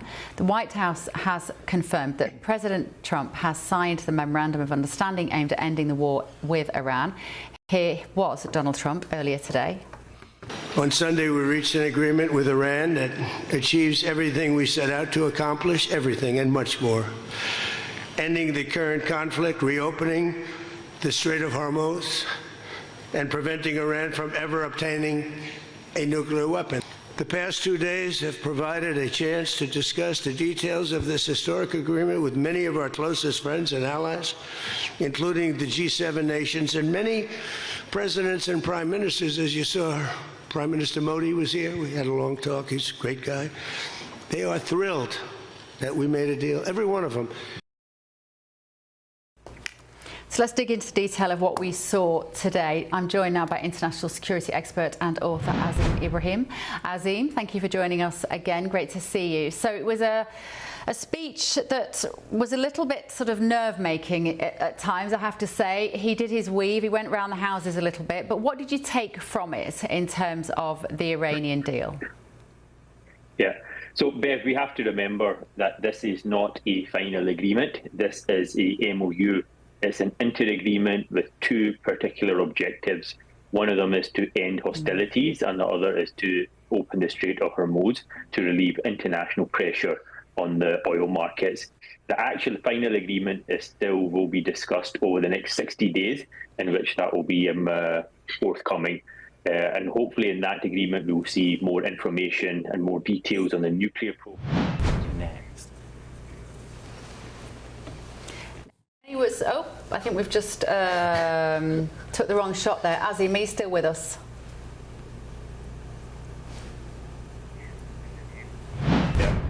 Sorry about that, Azim. There we go. You're back with us. Sorry about that. Somebody pressed the wrong button there. It's one of those days. They're very excited about the England victory, I think, in that gallery there today. Sorry, carry on. Understandable. And I was saying, Bev, that this is not the final agreement. The final agreement is still to be negotiated. We expect that to come in the next 60 days. This is just an interim agreement, to open the Strait of Hormuz and end hostilities. So people commenting on this, really don't know what the final agreement will look like. But this is certainly, I believe, a good start to end hostilities. He was pressed by the journalists today to explain what might be in the final deal that would guarantee that Iran doesn't have a nuclear weapon in the future. And I think we did get a little bit of understanding about that, Azim. What was your interpretation of what we heard? Well, we certainly don't know because that has not been negotiated. There's so many complicated issues with the United States and Iran. And what I believe they've done is the wise thing, is that they've compartmentalized all of those. So the priority was to end hostilities, open the Strait of Hormuz. The uranium enrichment will be further negotiated. The missile program potentially negotiated. And I believe probably the most important issue is the Iranian militias in the region that have been causing chaos and has been the principal reason for a lot of the civilian deaths. Hezbollah, the Houthis, the Hashd-e-Shaabi and many of the others. All of that is to be negotiated. But I do believe that this agreement is a good foundation upon which to build that. I also noticed within the agreement there is a fund for $300 billion for reconstruction of Iran, and that fund will primarily come from the Gulf states. So that could be a very positive development. $300 billion is a lot of money, and this could lead to potential normalization with Gulf allies and the end of hostilities, historical hostilities with these countries. And Iran may come to the conclusion that some such as those are just far too large to antagonize and break any agreements that may be forthcoming, including agreements on the uranium enrichment and so on. And so, much of this could be a very strong foundation for a long-term peace in the region. What about the fact, though, that, of course, Trump has criticised Obama, saying, where he went wrong was giving Iran too much money back. He did suggest today that he didn't want to give it to them. And who was it he said? I think he said it was Scott Bessent who said, did he say you've got to give it them back? This is kind of how it works on the global world order. Yeah, well, they've made it clear that they are not giving any US money. This is essentially Iranian frozen assets that they have to that they will return, and this is always going to be one of the key points of Iran, that look, this is our money that you have frozen and you have to return it. So it won't happen immediately. They've actually paced this out, but the sums are quite substantial. It's almost 200 billion internationally. The US only holds about 20 billion of that. But that was, without a doubt, that would have been one of the agreements. But like I said, you have to look at this in its entirety and not just piecemeal. If you look at it piecemeal, then you probably come to the conclusion that this is not a very good deal for the US. But in its entirety, over the long term, this could lead to normalization of Iran and other Gulf allies. And the fact is that there is now an intermediary also available for the US and Iran to have a dialogue, which is always a very positive thing in the shape of Pakistan. Out of this whole thing, I believe Pakistan has emerged as the biggest winner. They went from an international pariah to now a diplomatic superpower. And so this is all, if you look at it in its entirety, I think there is a lot of positive in this. There was a few interesting comments about the fact that he thinks Iran should be a successful country in its own right. He said we could have wiped out the water plants, he said today, in terms of wanting to look after the civilians as well. But he said, but they've got oil. He said they've got resources. They should be a successful country. Is he being a little bit naive there about how actually theocratic they are, and that their belief system and their extreme version of Islam, in terms of the mullah who run the country, that will always stop them wanting to be successful via the terms of Donald Trump? Yeah, I think you're absolutely right there, Bev. This is a country which is an ancient civilization, one of the most ancient and most successful civilizations on earth. It is now controlled by a theocratic extremist regime who have been suffocating it for decades, and the people have been suffering. But they have probably come to the conclusion, the United States and its allies, that there's probably no way to get rid of them. And in fact, the IRGC, who are now in control, have probably got much stronger control of the entire state apparatus than even the previous mullahs. And so there's probably no getting rid of that back. I think the best they could probably hope for is some sort of normalization, so this problem does not come back and Iran does not pursue a nuclear weapon. That is just not worth their time and effort, to pursue a nuclear program in the future with all these incentives and the normalization with their allies in the region. Yeah, okay. Azim, thank you so much, as usual. Azim, Ibrahim. By the way, were you supporting England tonight as a Scot? Absolutely, I'll support Scotland, England, whomsoever. I don't expect Scotland to get very far, so unfortunately I'll have to come around down the England side. Brilliant. All right. See you soon, my friend.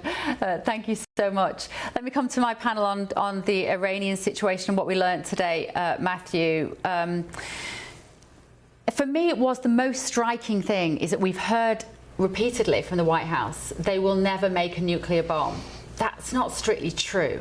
According to this memorandum, which, as we know, hasn't been quite threshed out, they won't make a nuclear bomb while President Trump is in the White House because he says he'll bomb them.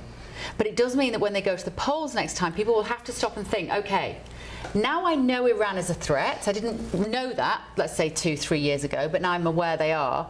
Who am I going to vote for to keep them back in their box? It might not be the Democrats. It could be a genius move. Well, Bev, I feel the need to remind your viewers that I'm the Republican strategist on the program, and I'm just not as optimistic as Azim has been in his comments. If you are an America First Republican in the United States who voted for Donald Trump because you didn't want to get involved in expansionism around the globe, Iran looks like they got money. The Strait of Hormuz was not closed prior to February 27th. And if you are a hawk like a Senator Lindsey Graham or John Bolton, you didn't get regime change. And all we have are promises over the next 60 days and promises beyond that Iran will be good and not pursue nuclear ambitions. And we know from history that is not the case. So we are more or less back at square one where we were on February 27th when I was on this program saying we shouldn't go to Iran, except now they have access, or will very likely have access, to tens of billions of dollars from their own frozen assets and from their international partners. But does it matter, though, that their military capability has been wiped out, that their nuclear potential has also been degraded enormously? That surely is a good thing. That's what they went in there to do. Sure, diminished military capability is a fine objective, but money is fungible. And so if $300 billion in reconstruction efforts are being funneled into roads and bridges, the other resources in Iran can be funneled into military expansionism, and they could build that up again. I am not and have not been a fan since the Iraq War of America bombing bridges and schools, then to pay for bridges and schools to be rebuilt in the countries where we have bombed. And you are a Republican. That is true. Richard, I can imagine what you're going to say as a Democrat. So I was here on February 28th. And I remember you said either then or shortly thereafter, okay, if 3 weeks from now Donald Trump has accomplished his objectives, would you give him credit? And I said, absolutely. So here we are now, 110 days in, and the 4 stated objectives, no nuclear, which honestly is, I will bet you every piece of equipment in this place that 60 days from now we haven't made any progress on that. Ballistic missile capacity. Trump's actually defending the right today to have ballistic missiles. Regime change. Help is on the way. So who's going to find that credible the next time there's some street demonstration and a President Trump or otherwise says help is on the way, and they're back in the exact same sad state after all this death and bombing and destruction and money, and support for proxies.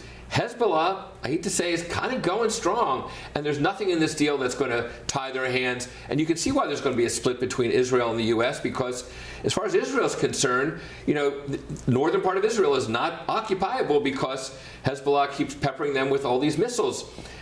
as we would do if it was, Mexicans firing at San Diego. But, we would basically say, it's not boys will be boys. You got to take action. And Israel wants action, and he feels like Trump is tying their hands. But he criticised Netanyahu today for bombing Lebanon too hard. He did. He said if there's some Hezbollah guy that's going into a building, that's not a justification for blowing up the building. Interestingly, he never said that about Gaza, where I think you could have said the same thing. Oh, so I don't know why he did, didn't he? Did he? I think towards the end, maybe not in the beginning, but towards the end, he was clearly, he was saying this is disproportionate. Okay, but my sense is that Netanyahu talked him into this. Let's not kid ourselves, because Venezuela went so well, and Bibi says, look, we start this thing, and there was a whole briefing in the Situation Room in early February. We start this, the population's going to turn on the government, and it's going to be as quick as it was in Venezuela. Mark my words, just, trust me, and here we are. Christoph Ufas, what do you make about what we've heard here? I am still optimistic this is going to be positive, and I'm optimistic that if Iran are contained in this way, it is the best chance of a regional peace settlement in that area. What do you think? Well, I hope so. I really do hope so. And as I said before, I think that we underestimate Trump at our peril, because there have been so many times, I said it before, I'll say it again, where I thought, what is he doing? Or when he's thrown everything at the wall, or he's made an ultimatum, and you think, OK, you've lost it this time. And then it kind of works out. He's got the most bizarre, yet at times effective, negotiating strategy. And look, I think at this point, I think it is fair to say, being realistic as well, some of the initial goals, complete regime change, complete surrender, I don't think we're going to get that. But if the Strait of Hormuz can be opened again, if we can have peace in that region, and if we can have, even in the short term, no nuclear development, well, then that's going to be more ahead than we were. I do feel like helping the Iranian people, that window, though, was probably lost. And maybe if something more had been done then, would we see a different outcome now? Matthew, in terms of the Iranian people, because they are the ones who kind of weigh heavy on my mind moving forward, and we've had various Iranian people in this studio who've said it is up to the people to rise up against the leaders in that country, but somehow they need to be armed in order to do that. Do you see that happening? No. And in a way, it's easy to say that from the comfort of wherever people are in the West. When you've seen tens of thousands of your fellow country people be slaughtered in the street, the idea that you'll go, yeah, I'm going to go and crack on now and see if I can be the one to topple them.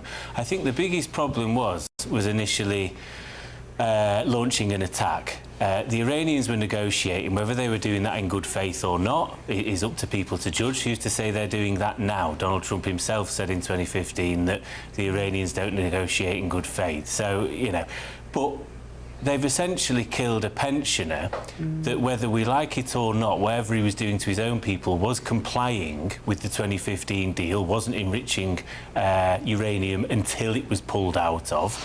And didn't have money that he could access to do anything. Now, you've killed him, and therefore his son is a nutter, to put it bluntly, and will want some recompense. So I'm obviously quite negative about this, not from an ideological point of view. I just think I don't see where the positivity comes from, because not only, yes, the Strait will be open, I have no doubt about that, but they're going to have to clean the barnacles off the boat, and there's no discussions whatsoever about the toll that will be placed on it. The Iranians are going to have loads of money from us passing through, and we're just handing it over. OK, all right, thank you, guys. Time to move on to a quick look at the weather, but still to come this evening on The Late Show Live. Did you enjoy the game? We love the game. Yes. Are you English or American? We're American, but we're Team England. Yes. It was a great match. That's Ben Leo. He's in Dallas. We're going to be going back to him soon, because England won 4-2 against Croatia. This is The Late Show Live. Stay with me, only on GB News. Expect warm spells with the odd rude interruption. Box Boilers sponsors the weather on GB News.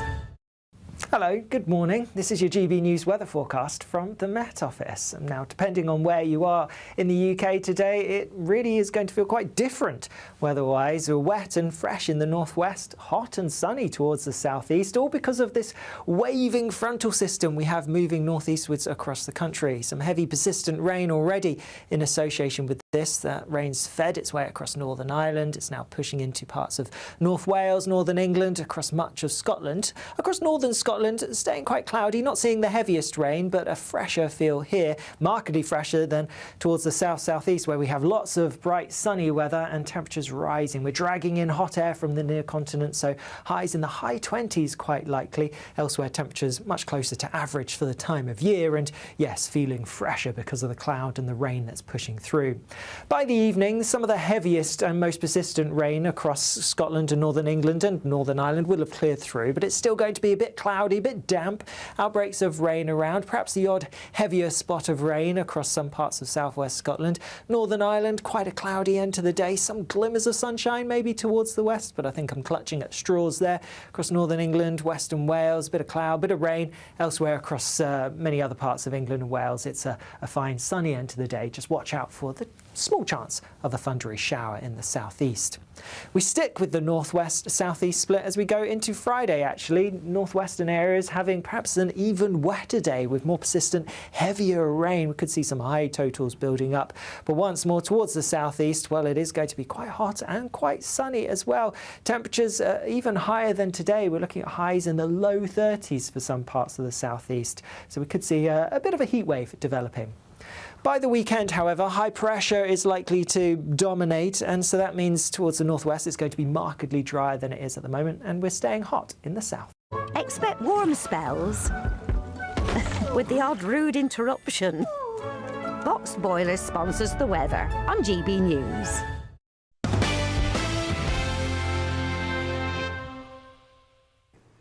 We enjoyed that weather. We really enjoyed that weather forecast, didn't we, Matthew? We had a blast. It was Oh, I'm sorry. We really enjoyed that weather forecast. Bit of rain, bit of fog, and then actually sunny. some thundery. It's going to be sunny. Anyway, I always like the reaction from my American panel for the weather forecast because they just say it just rains all the time, not all the time. Ben Leo is in a place that doesn't see a huge amount of rain. He's in Dallas. Ben, how is it there?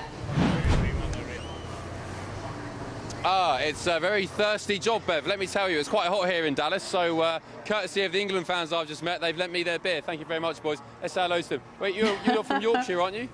Barnsley? Yeah, from Barnsley, yeah. Hey, I'll give you a beer back. Thank you very much. Appreciate it. I'm on the lemonades now, I swear. How was the game? You in the stadium? Yeah, bang on, yeah. Absolutely unreal, yeah.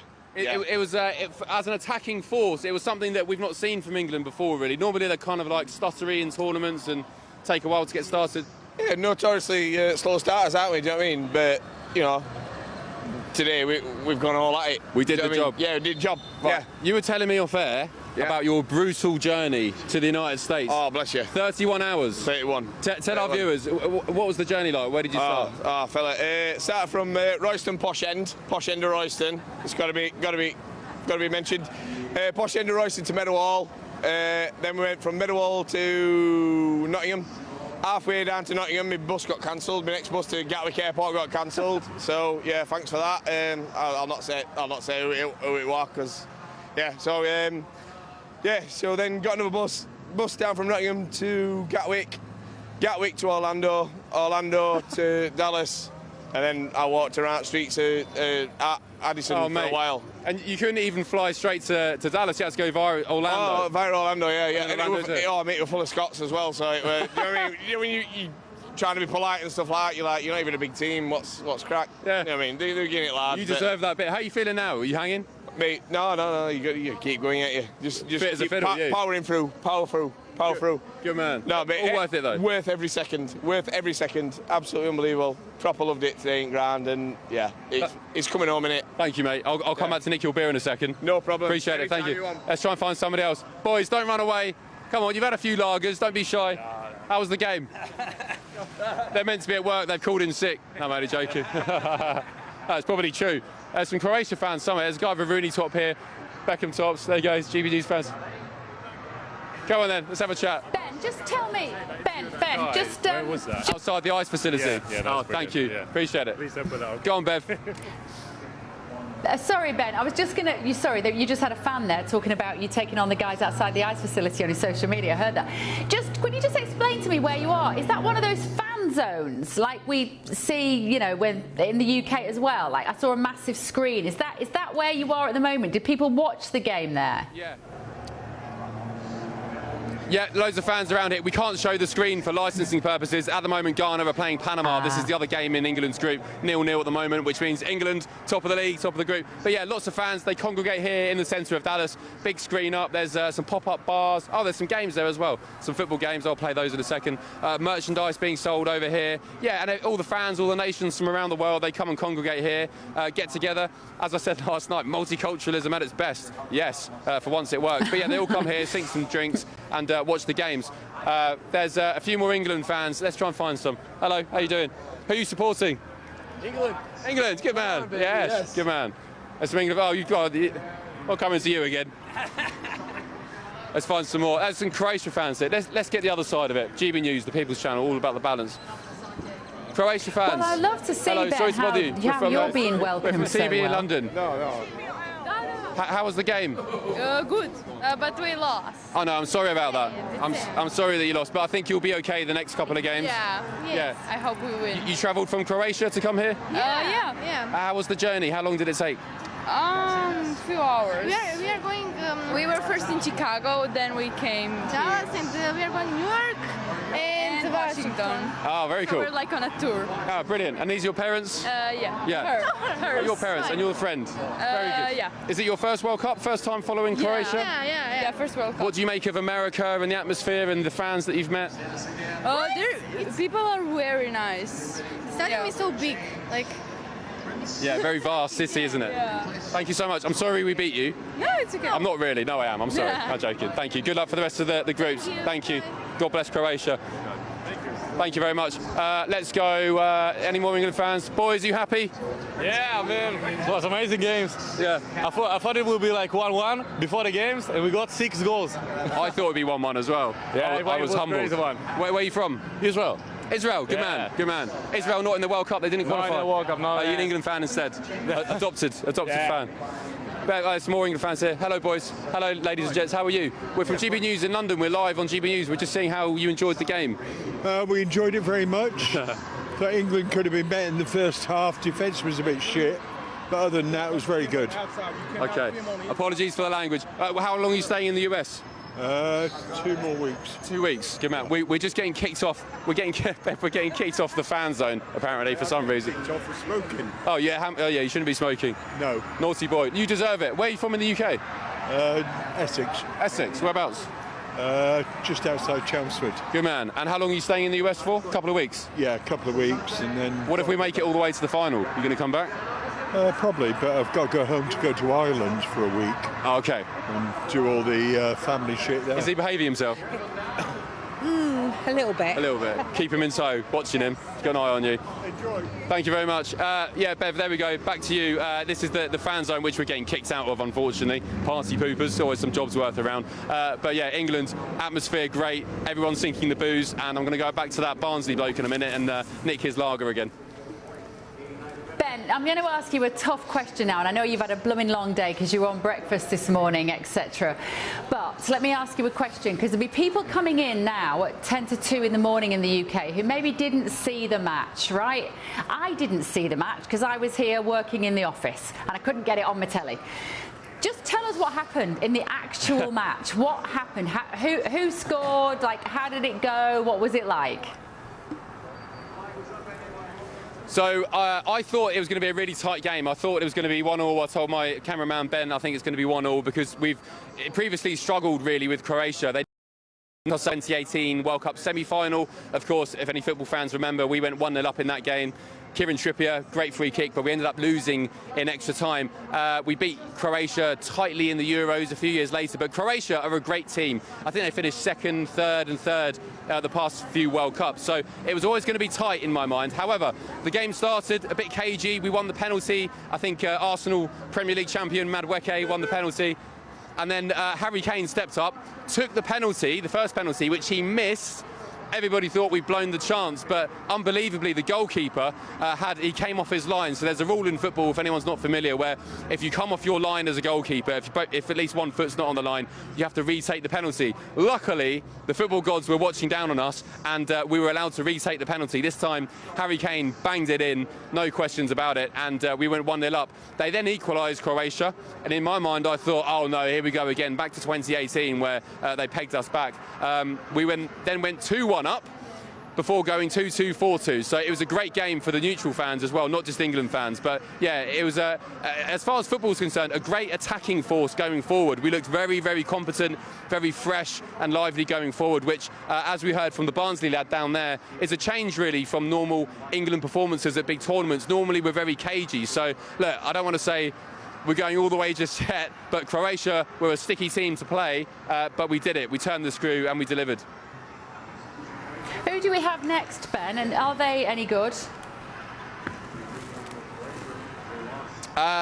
No is the answer to whoever we're playing next. It's either Ghana or Panama who are playing up on the screen now. It's Ghana in Boston, which we'll luckily be there for, Bev, for GB News. So it should be job done, really. All we need is a point, i.e. a draw from the next two games against Ghana and Panama, and that should see us through. Really, we should be beating both of them. So hopefully we top the group. And one fixture I'm looking forward to, if we do top the group, and Mexico in their group win all their games, they've won their opening game, Mexico, in the round of 16, we'll face Mexico in Mexico City, which for an England fan, for us, if we're lucky enough to go there for GB News and the viewers and listeners, will be epic. Can you imagine it? Mexico and Mexico City. But anyway, that's a long way away. We've got Ghana and Panama next. But if we play like we did today, really, touch wood, it should be no problem.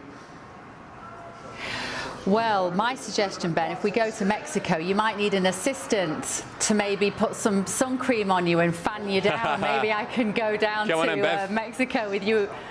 Ben and Bev. Make me a Caesar salad. Ben, Leo and Bev.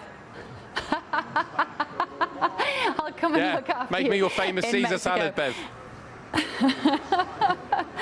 I do. I like to feed the boys. You know, they've not got their wives or partners here, so I do look after them. Right, we'll touch base with you a little later, Ben. Thank you so much. More to come in the next hour, including this. If the fake news would like to go back and take a look, you can, but you'll see a very big foundation that's moving. We're ahead of schedule in the ballroom and under budget. It's going to be, I don't think there'll be anything like it in the world, actually. President Trump does love talking about his ballroom. It was being privately funded, but now there are rumours that some of it is going to be paid for by the taxpayer. But given that terror plot on UFC, don't they need a roof over their heads for a big event? See you in a minute.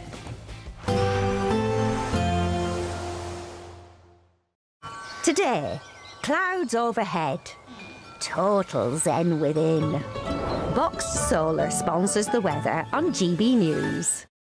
Hello, good morning. This is your GB News weather forecast from the Met Office. Now, depending on where you are in the UK today, it really is going to feel quite different weather-wise. Wet and fresh in the northwest, hot and sunny towards the southeast, all because of this waving frontal system we have moving northeastwards across the country. Some heavy persistent rain already in association with this. That rain's fed its way across Northern Ireland. It's now pushing into parts of North Wales, Northern England, across much of Scotland. Across northern Scotland, staying quite cloudy, not seeing the heaviest rain, but a fresher feel here, markedly fresher than towards the south-southeast, where we have lots of bright sunny weather and temperatures rising. We're dragging in hot air from the near continent, so highs in the high 20s quite likely. Elsewhere, temperatures much closer to average for the time of year, and yes, feeling fresher because of the cloud and the rain that's pushing through.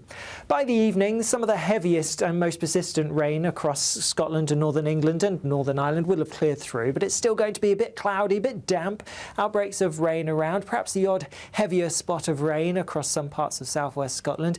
Northern Ireland, quite a cloudy end to the day, some glimmers of sunshine maybe towards the west, but I think I'm clutching at straws there. Across Northern England, Western Wales, a bit of cloud, a bit of rain elsewhere across many other parts of England and Wales. It's a fine sunny end to the day. Just watch out for the small chance of a thundery shower in the southeast. We stick with the northwest-southeast split as we go into Friday, actually. Northwestern areas having perhaps an even wetter day with more persistent, heavier rain. We could see some high totals building up. But once more towards the southeast, well, it is going to be quite hot and quite sunny as well. Temperatures even higher than today. We're looking at highs in the low 30s for some parts of the southeast. So we could see a bit of a heat wave developing. By the weekend, however, high pressure is likely to dominate, and so that means towards the northwest it's going to be markedly drier than it is at the moment, and we're staying hot in the south. Today, clouds overhead, total zen within. Boxed Solar sponsors the weather on GB News. Britain deserves a newsroom that puts the facts and your voice first. Well, and that's what you get on GB News. Lively debates, lively conversation. And we're not afraid to hold power to account. And each other. So join me, Andrew Pierce. And me, Miriam Gates, for Britain's Newsroom, weekdays from 9:30 on GB News. Bo, they are under no illusion. Ray, Are you a human trafficker? boundless. I've had enough of the nonsense, and I'm not afraid to say it. Don't get us on the BBC. Every weeknight, I tear through the headlines. The smell of gasoline. Should we be worried about it? From Westminster madness to cultural war chaos. What I'm going to do now, they are throwing things out the car as we speak. Get ready, Britain. Here we go. Patrick Christie tonight, weeknights from 9 p.m. only on GB News, Britain's news channel. From the school run to the home run, watch a new show for all of Britain. So he can say whatever he wants. A straight-talking show where all voices are heard. And, you know, when are we going to stop talking about smashing the gangs and actually do it? With the stories that matter from every part of our country. There's a bit of a crash landing there for your Chancellor. Bold, fearless and standing up for you. That's me, Martin Daubney, 3 p.m. till 6 p.m, weekdays, here only on GB News. The People's Channel, Britain's news channel. From court mornings to warm family brunches, from football to tennis, in the car, in the kitchen. GB News Breakfast is there with the stories you need and the conversations that matter. Anyway, let's talk business. Well, it has been a historic night in British politics. It's astonishing, isn't it? We're here again. To start your day just right. GB News Breakfast. Every morning from 6 a.m. Only on GB News. Britain's news channel. Westminster's full of talk, but out here, it's the real world. Am I allowed to talk now? No, that's it. This is where it matters, real people and real lives. That's what politics is all about. In fact, has Trump made a good start? No. Straight answers, no spin, and just a couple of pints. How many fingers have I ever got up? About 10. So join me for Lee Anderson's Real World every Friday at 7 p.m, only on GB News. The People's Channel, Britain's news channel. Some people enjoy lazy Sunday mornings, but not me. What's the truth of the matter? So that's a very live question. Would you support him if he waters down these plans? Before the spin sets in, I'll be getting to the truth. This is personal. No soft questions, no easy answers. It's one thing if the state has rules in this country. It's another thing whether the police and others actually police them. Setting the agenda and holding those in power to account. You can't really blame her if the system is set up this way. You will not want to miss it, trust me. The Camilla Tominey Show, Sundays from 9:30, only on GB News.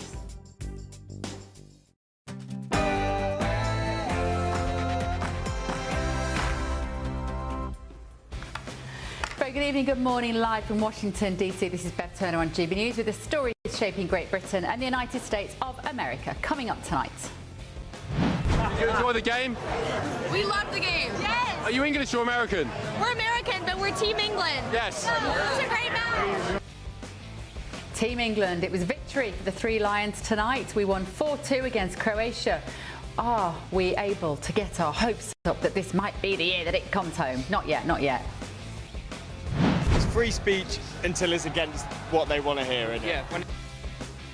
So yesterday we heard that certain flags and chants directed at the Prime Minister would be banned. We're going to go back to Ben shortly to find out if they did chant in a way that was considered inappropriate. Also, So when I say permanently, it should be permanently. But if it's not permanently, we will bomb them. they will be bombed, just like I bombed them on Wednesday night and Tuesday night. President Trump led the agenda at the G7 summit, setting out his new peace deal with Iran. He was clear to make sure it was backed up by the threat of force. But did Tehran get the message? Also tonight. If the fake news would like to go back and take a look, you can, but you'll see a very big foundation that's moving. We're ahead of schedule in the ballroom and under budget. It's going to be, I don't think there'll be anything like it in the world, actually.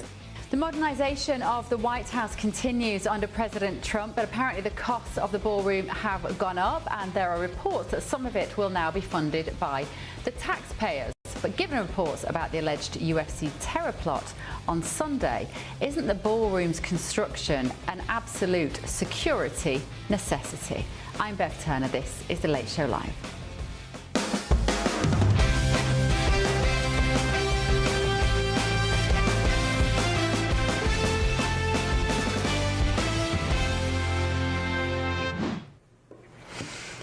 We're going back to Ben Leo in Dallas within this hour as well, but also I'm joined in the studio now by Democrat strategist Richard Goodstein, Republican strategist Matthew Hurt is here, and in London all evening I've had Matthew Torbett and Christo Fufas. Thank you all, gentlemen, for joining us tonight. Now, American taxpayers will reportedly cover half the cost of the new White House ballroom. According to reports, the project's price tag is now $600 million. It's designed as a heavily fortified complex, extending 6 stories underground and featuring a military hospital, a rooftop drone port, impenetrable steel construction, and 4-inch thick glass. Frankly, $600 million for that sounds like a steal. It was just 2 months ago when a gunman armed with knives tried to storm the White House Correspondents' Association dinner, remember, where the president was in attendance. And last weekend, authorities foiled an alleged plot to attack the UFC event held on the White House lawn. A White House spokesperson has said the project is inextricably tied to the security of the president, and I can't help but think they are right. Let's talk now to US political commentator John Laboutier about this. John, this is being depicted as some sort of vanity project by a lot of the media from President Trump. We know that he's an excellent property developer. Isn't it also, in the way that I've just set out there, an absolute security necessity? And it's almost crazy that the White House doesn't already have somewhere that they can entertain that many people. Well, they do have a place to entertain. It's called the East Room, and for 100 years we've had state dinners in the East Room, and occasionally they set up a large tent on the lawn and have dinners in there.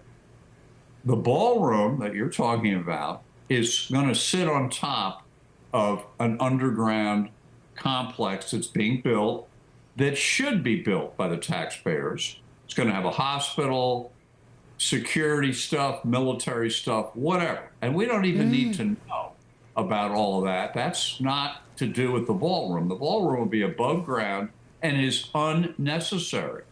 And Trump has repeatedly lied to the American people that this thing will all be paid for, the ballroom now. First he said $200 million, then $250, now it's up to $400 million, all paid, as he says, by him and donors. Now we learn that's not true, that $300 million plus is going to be paid by the taxpayers. And I think this is hurting him politically. It was poorly explained. Because they've merged the two together, the underground thing and the above ground thing. And it's the above ground gold embossed ballroom in a economic turndown in America is not a popular item.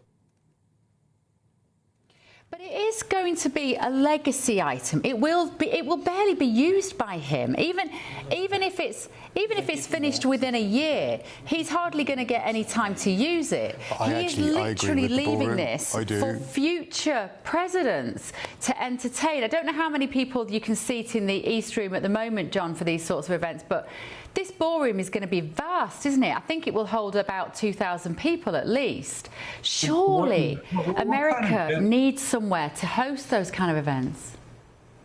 Well, I mean, how many dinners have we ever heard of with 2,000 people in them? I mean, it's ridiculous. A state dinner is a coveted invitation, 160 people, 120 people, not 1,000 people, not 2,000 people. And you showed that clip of the gunman over at the Washington Hilton trying to get to Trump. That dinner would not be held. That was the White House Correspondents' Dinner that is run by the White House Correspondents Association. They rent a hotel ballroom and the meeting rooms for their event. That wouldn't be held at the White House. That has nothing to do with the White House. Yeah. But it could be. That's the point, isn't it? It could be held at the White House. And in the future, the White House could turn around to the Correspondents Association and say, hang on, but you can say, you pay me, you pay us. It ends up being a form of revenue for the White House and for the government. Isn't that just good business sense? No, the White House is not for rent. We're not going to be renting out rooms at the White House. I mean, if we're going to rent out this hypothetical ballroom, how about this? Can I rent the Oval Office for a photo shoot next week? Can I rent the Lincoln bedroom for my honeymoon? I mean, none of that should happen. Oh, yeah, but you're just being facetious there, because no one's going to actually go into the office. But a big part of your government is to entertain other people, whether they are other politicians from around the world or donors or people that win sports events or whatever it is. You need a facility in that building that is so safe and secure that America can do what it has to do in terms of soft power, and it will be there forever for every president into the future. I can't believe the naysayers on this. It seems utterly commonsensical. Well, here's the problem. In selling this, Trump has lied about who's paying for it. And that has undermined the need for it. It has undermined the support for it. He has changed the amount of money, upped the size of the ballroom. He keeps changing the thing at a time when his credibility in America is going down the drain. So he's doing a bad job selling it. Even if it's necessary, or even if the earlier version, which would be smaller and less expensive, which is what should be built. And now they've got to build one. I mean, they tore down the East Wing. They're going to have to build this thing, no doubt about it. Well, and I think they should. And as someone that goes in and out of the White House, it is, in some places, literally quite dilapidated. It's incredibly dated. It hasn't had any money spent on it for so many years. And for us in the UK, with our House of Commons, which has water literally coming through the ceiling, and we have to close it down on a cold day, we're in awe of the fact that you have a leader that has a vision to modernise your political premises. But I take your point, John, and I can see why taxpayers would be unhappy with it. Thank you so much. John Laboutier, the US political commentator. Let me ask my panel here. Matthew Hurt, what side of this are you on? Well, you know, with all due respect to John, he's a little bit cranky in his answer, but I do think that he makes some pretty good points. The White House Correspondents' Dinner would not have and would likely never be held at the White House. It is a private organization that hosts a private dinner. But they could choose to hire it. It would be highly unlikely. It's either that or you don't have the whole cabinet there like last time. From a security point of view, that was Trump's argument. We're in the Hilton Hotel. The security was appalling. And if that gunman had got in there, he would have wiped out the top tier of government. You need somewhere safe. Okay, well, the point is the White House Correspondents Association wouldn't host a dinner in the White House. It just would be not the thing that they would do. It's separating the journalist class from the political class.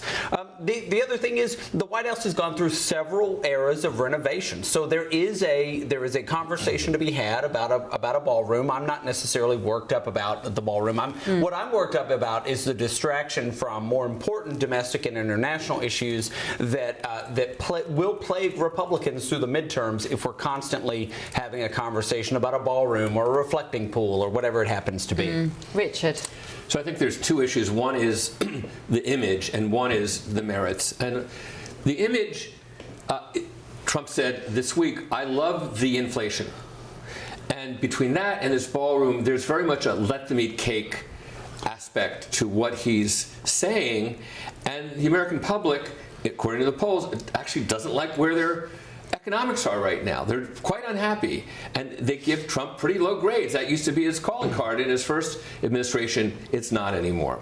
So I think there's kind of an image problem, and also, why was he from the start deceptive, both about who was paying and how much it was going to be? He championed himself as this master builder. He knows more than anybody else, and it went from 2 to 4 to 6. I actually thought the last estimate was $1 billion.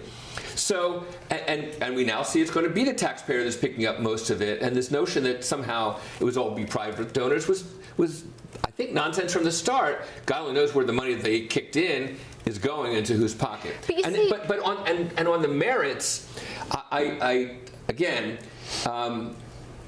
these gunmen, this guy who was going through security was, as you know from the layout at the Hilton, nowhere near Donald Trump. Okay? And there were countless dozens of guards and so forth between where he ran through that metal detector and anywhere that was a floor away from where Trump was. Just like there was a guy who was shot and killed who was outside the White House, and they called that assassination attempt. That was what they call suicide by cop. This was not a guy who was truly trying to get to Trump, but he basically was distorted in his thinking, and he started shooting and he got shot and killed. So the notion that you're going to put up this $billion edifice as Trump's legacy, I actually think, people have said if a Democrat comes in, they'll probably have some big, gay parade or something like that there. This will be like their answer. Yeah, but they'll be free to do what they want to it. They'll be free to do what they want. He's not building it with conditions attached that future people come in and only can hold certain events in it.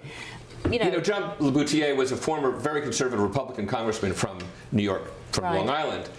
He doesn't come to his views in any kind of anti-Trump knee-jerk kind of way. I think he's looking at it as a former politician who thinks this stinks. Let's see what the boys in London think about this. I'm actually just looking at some of the numbers. When it was originally announced it was going to cost $200 million, Christo, and then it went up to $400 million. And now we're seeing they think about 600 million. Look, this happens with building projects. Anyone who's had the kitchen renovated knows you end up spending more than you thought you were going to, possibly not $600 million. But that it would also seat, this was the interesting question for me about how many people can they get in there. Originally it was going to be 650 people, which isn't huge, and now they think it might be about 1,000 people. But that's 500 couples. He could fill that every single weekend if he wanted to, and he could get, people would pay for that, and he would make money for the White House. Christo, what am I missing here?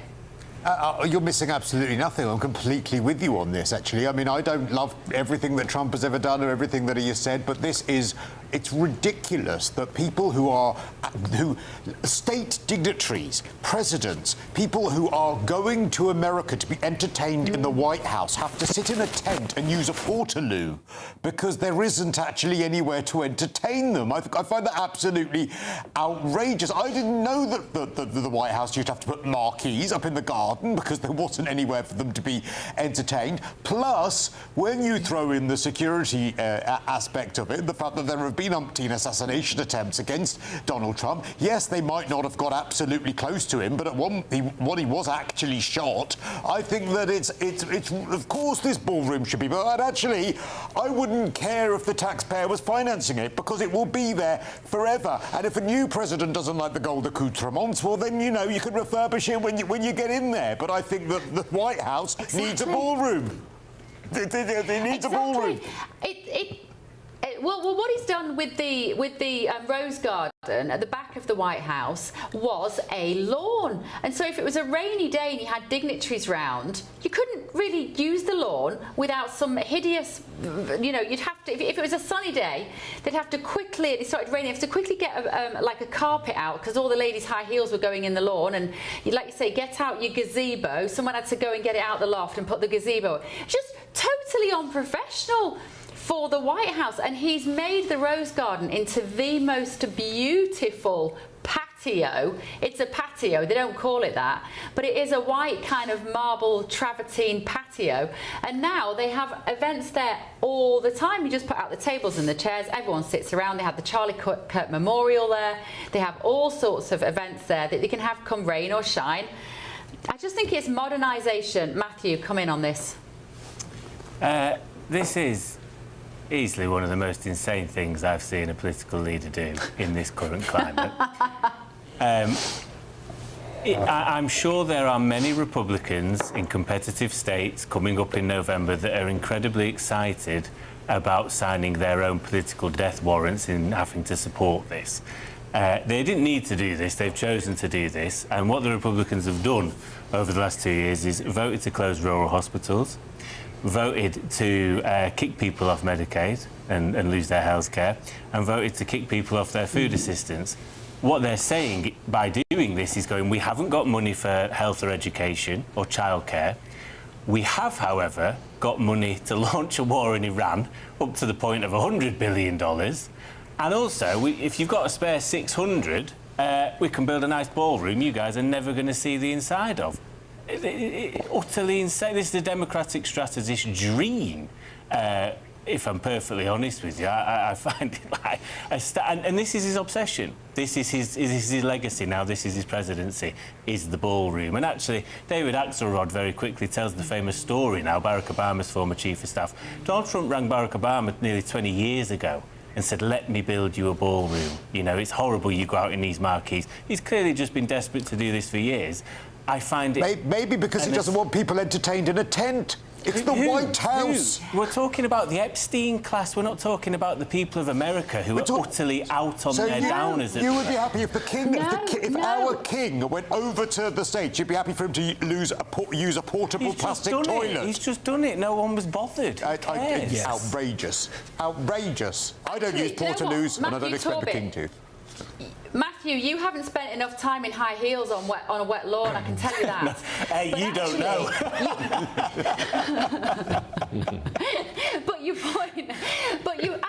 The point you make, Matt, is really important because it isn't just the Epstein class. Because regularly in that back garden, on that new patio, in that backyard, he has ex-military personnel. He has charity people coming in and out of there. He'll have victims of crime that come to, he's constantly giving out medals. And presidents always will do that, and there is now a place that you can welcome people and actually give them a nice experience in the White House. If they are somebody that deserves an accolade or an award, they can actually do it, and they can do it safely, and they can do it forever. I totally understand about the optics of being in a time when people are struggling. The optics, I get it, are terrible when people can't afford their groceries and they will say, well, you can add something to your house. But I think what you have to, where I'm seeing it as a Brit, is this is an investment in this city and in this government and in the people of America that will be there for hundreds of years, hopefully. I tell you what, I'm gonna text Andy Burnham tomorrow and say, when you get in a couple of months' time, you go and do Up Downing Street and you say how much it's going to cost and we've all got to pay for it, and the optics of that and the ridiculousness of it, the shoe on the other foot, oh, gee, good Lord, it's not worth thinking about the righteous outrage as well, by the way. I disagree. Yeah. I disagree. I think that my feeling would be, if it was explained that this is going to be a part of our political socialising soft power infrastructure, which is what it is, I think there's a really strong case to be made for the modernisation of that. Like I've said, look at Westminster, Matthew. You've been in there multiple times. It is dilapidated. There's water coming through the roof. It's full of mice. It's full of rats, and it's an embarrassment that we literally can't fix the building. I would be on board with a politician who says we've got to sort this out, we're going to modernise it, we're going to bring it up to speed. The bit about the basement in the White House was baffling to me, though. That whole hospital underground, I didn't know about any of that. Did you, Richard? Well, I think we'd seen reports, remember, on 9/11 where they dragged Dick Cheney, Bush was out of the town, and they dragged him down into a secure area. And so we've had things like that. I want to give Trump credit for one thing in terms of beautification of Washington. He seems genuinely committed to all these fountains, which are glorious when they're spiffed up and functioning, which they haven't been for decades. And he's quite committed to that, and I think that's to his credit. I do distinguish that from this ballroom, which I think you don't build a 1,000-person ballroom to honor, some former military person. It's, again, presidents have been doing events like that, and I guess maybe some women have gotten their heels in the grass. But I just think it's a bit much. Did you want to say one last thing, Matt, before we move on? Only because... sorry, wrong one. You go. I speak too much. Go on. I'm just going to say, Rich makes an excellent point. The fountains and the beautification of DC is important. I think he's committed to that. And I don't have, as a Republican, I don't have a problem necessarily with the ballroom. I do think it's the timing and the fervor with which that we're seeing as we head into the midterm elections. But you're right, Matthew. And actually, from a PR point of view, they need to launch that with members of the public. But actually, think about what they did on Sunday with UFC. UFC was a classic example of President Trump not entertaining the Epstein class, but entertaining the people who were very, very far from being the Epstein class. He made it the people's house on Sunday night in a way that no one's ever seen from any other president. Moving on, Jeremy Clarkson. We love him. I didn't used to. Add it to the list of things I feel differently about in 2026. Used to think he was a wally, but he's amazing on Clarkson's farm. Well, sadly, he's been diagnosed with prostate cancer. Have a quick look. I've got cancer. No. Yep.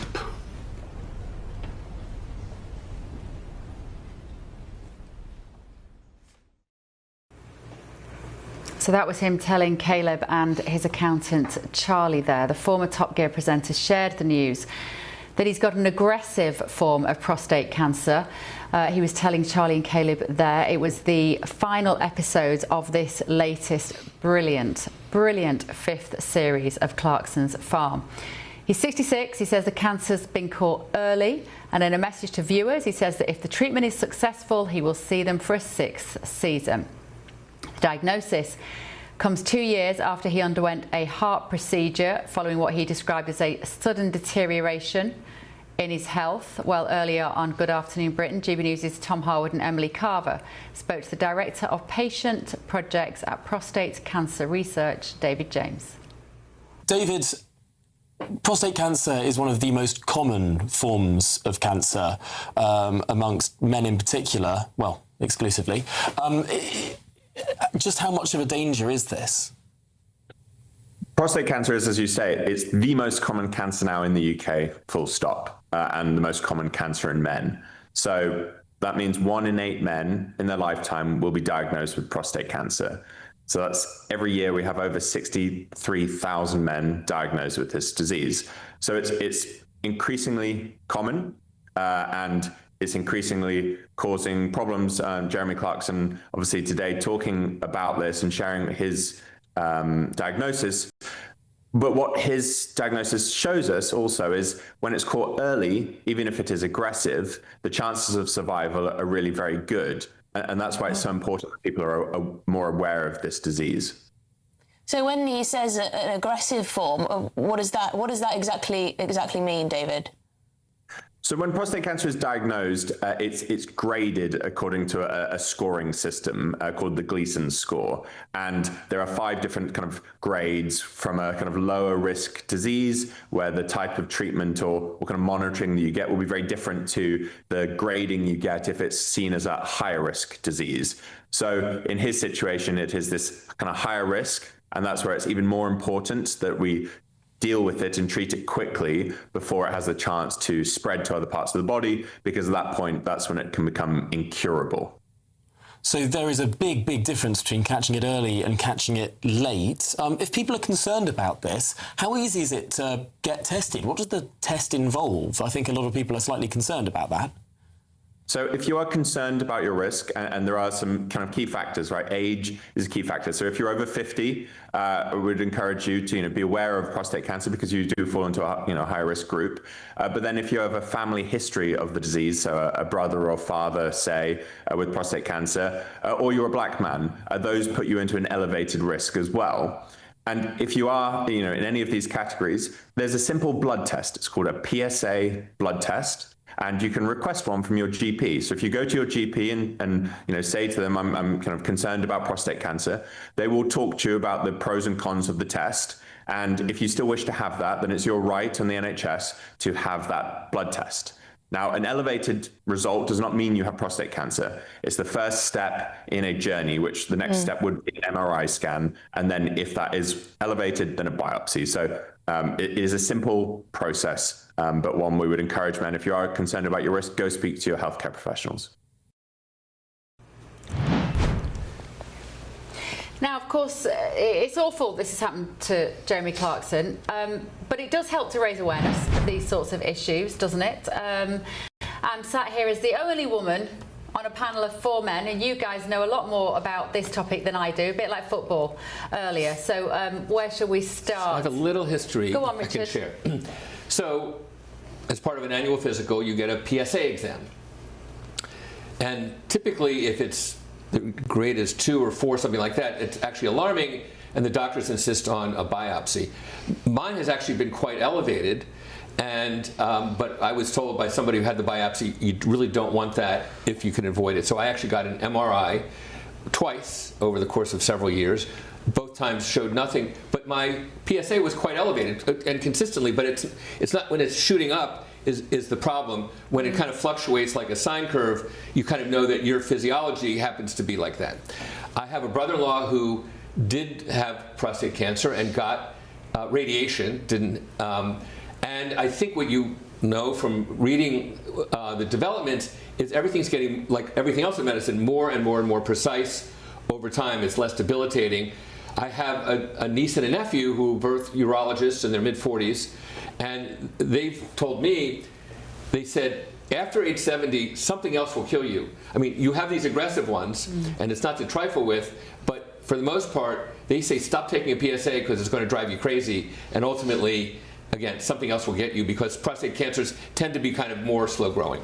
Yeah, because there's something about, like you say, over the age of, I think it's over the age of 80, almost every man will basically have some form of prostate cancer, but they just don't know it, and it isn't what does for them in the end. I might have got that wrong, but it is common, Matt, isn't it, to have abnormalities? Well, and Bev, what I'm thinking of is someone who is approaching the age of 40, which is when you're supposed to get your first test in this regard. It's something that I've been thinking about in taking care of my health, and something where cancer was not a widespread diagnosis among male family members, but I did have a grandmother who survived metastatic breast cancer and lived for a long time. But it is definitely something I think I'm thinking about it, and the viewers should be thinking about it as well. Yeah. Is it something that crosses your mind, Christo?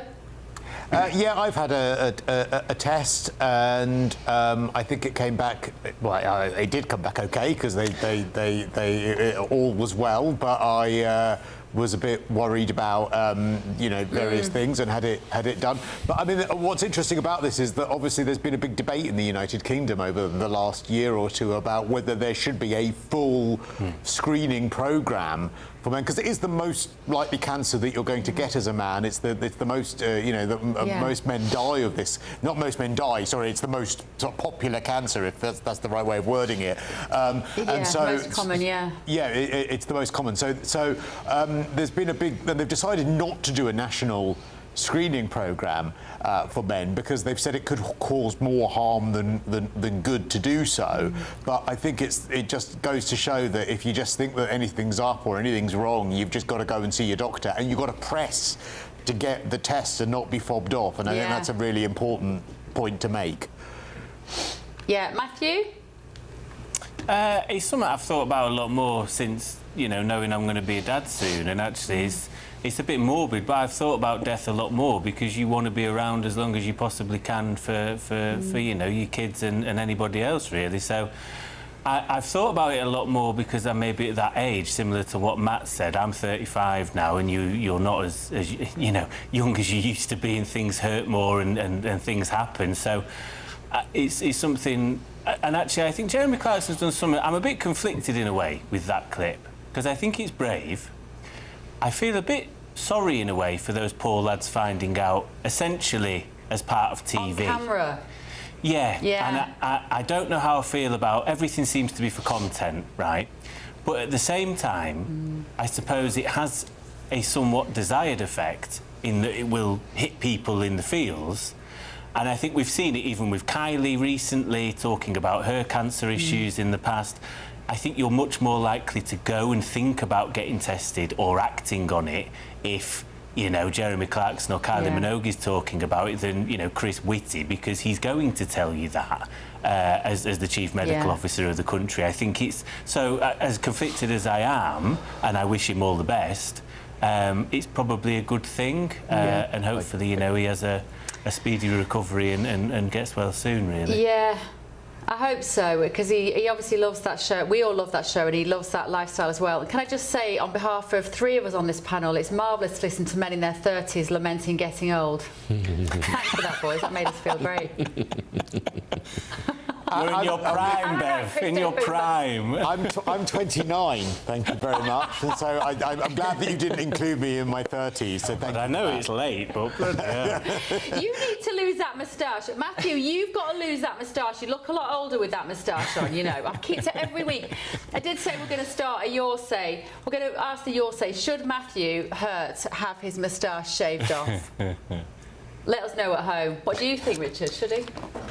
It's such a personal thing. I'd rather not go there. Since I'm hair challenged, I'm the last person to comment on somebody else's growing some hair.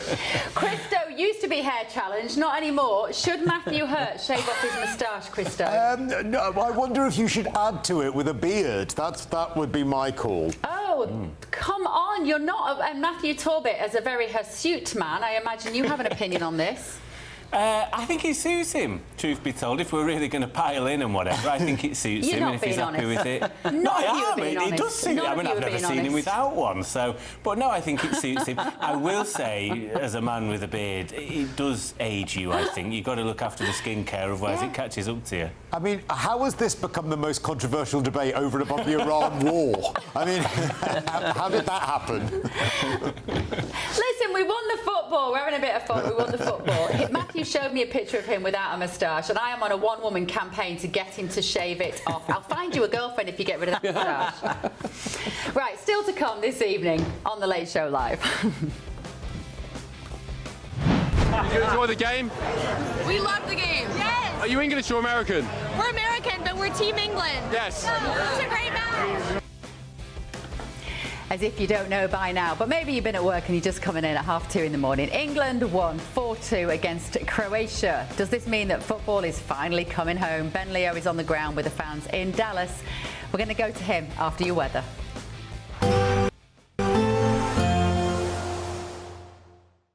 Expect warm spells with the odd rude interruption. Boxed Boiler sponsors the weather on GB News. Hello, good morning. This is your GB News weather forecast from the Met Office. Now, depending on where you are in the UK today, it really is going to feel quite different weather-wise. We're wet and fresh in the northwest, hot and sunny towards the southeast, all because of this waving frontal system we have moving northeastwards across the country. Some heavy persistent rain already in association with this. That rain's fed its way across Northern Ireland. It's now pushing into parts of North Wales, Northern England, across much of Scotland. Across northern Scotland, staying quite cloudy, not seeing the heaviest rain, but a fresher feel here, markedly fresher than towards the south-southeast, where we have lots of bright sunny weather and temperatures rising. We're dragging in hot air from the near continent, so highs in the high 20s quite likely. Elsewhere, temperatures much closer to average for the time of year, and yes, feeling fresher because of the cloud and the rain that's pushing through. By the evening, some of the heaviest and most persistent rain across Scotland and Northern England and Northern Ireland will have cleared through, but it's still going to be a bit cloudy, a bit damp, outbreaks of rain around, perhaps the odd heavier spot of rain across some parts of southwest Scotland. Northern Ireland, quite a cloudy end to the day, some glimmers of sunshine maybe towards the west, but I think I'm clutching at straws there. Across Northern England, Western Wales, bit of cloud, bit of rain. Elsewhere across many other parts of England and Wales, it's a fine sunny end to the day. Just watch out for the small chance of a thundery shower in the southeast. We stick with the northwest-southeast split as we go into Friday, actually. Northwestern areas having perhaps an even wetter day with more persistent, heavier rain. We could see some high totals building up. But once more towards the southeast, well, it is going to be quite hot and quite sunny as well. Temperatures even higher than today. We're looking at highs in the low 30s for some parts of the southeast. So we could see a bit of a heat wave developing. By the weekend, however, high pressure is likely to dominate, and so that means towards the northwest it's going to be markedly drier than it is at the moment, and we're staying hot in the south. Expect warm spells with the odd rude interruption. Boxed Boilers sponsors the weather on GB News.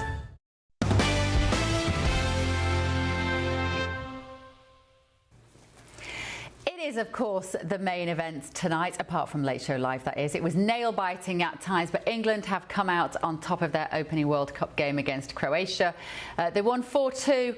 And we saw 2 goals from Harry Kane, a goal apiece from Jude Bellingham and Marcus Rashford. Thousands of England fans braved the weather, hot weather. I'm sure they loved it. High ticket prices made their way to Dallas.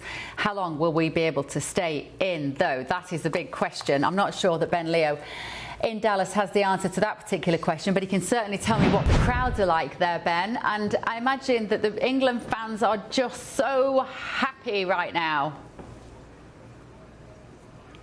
Hello, Bev. Yes, we are all of us, a hot, sweaty mess here in Dallas as night falls. The beers keep flowing.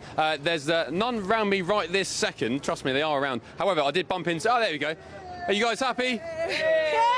Is it coming home? Yeah. It's coming home. There we go. We found some, like a London bus. I found some earlier. We bumped into the official England band, a couple of lads on the street, and they gave us an impromptu performance. Let's take a look at that. Just met 2 lads here who are in the game, leading the charge with the England rallies. You got the drums. What's that? Trumpet? Yeah. Yeah. Take it away, boys. Yeah.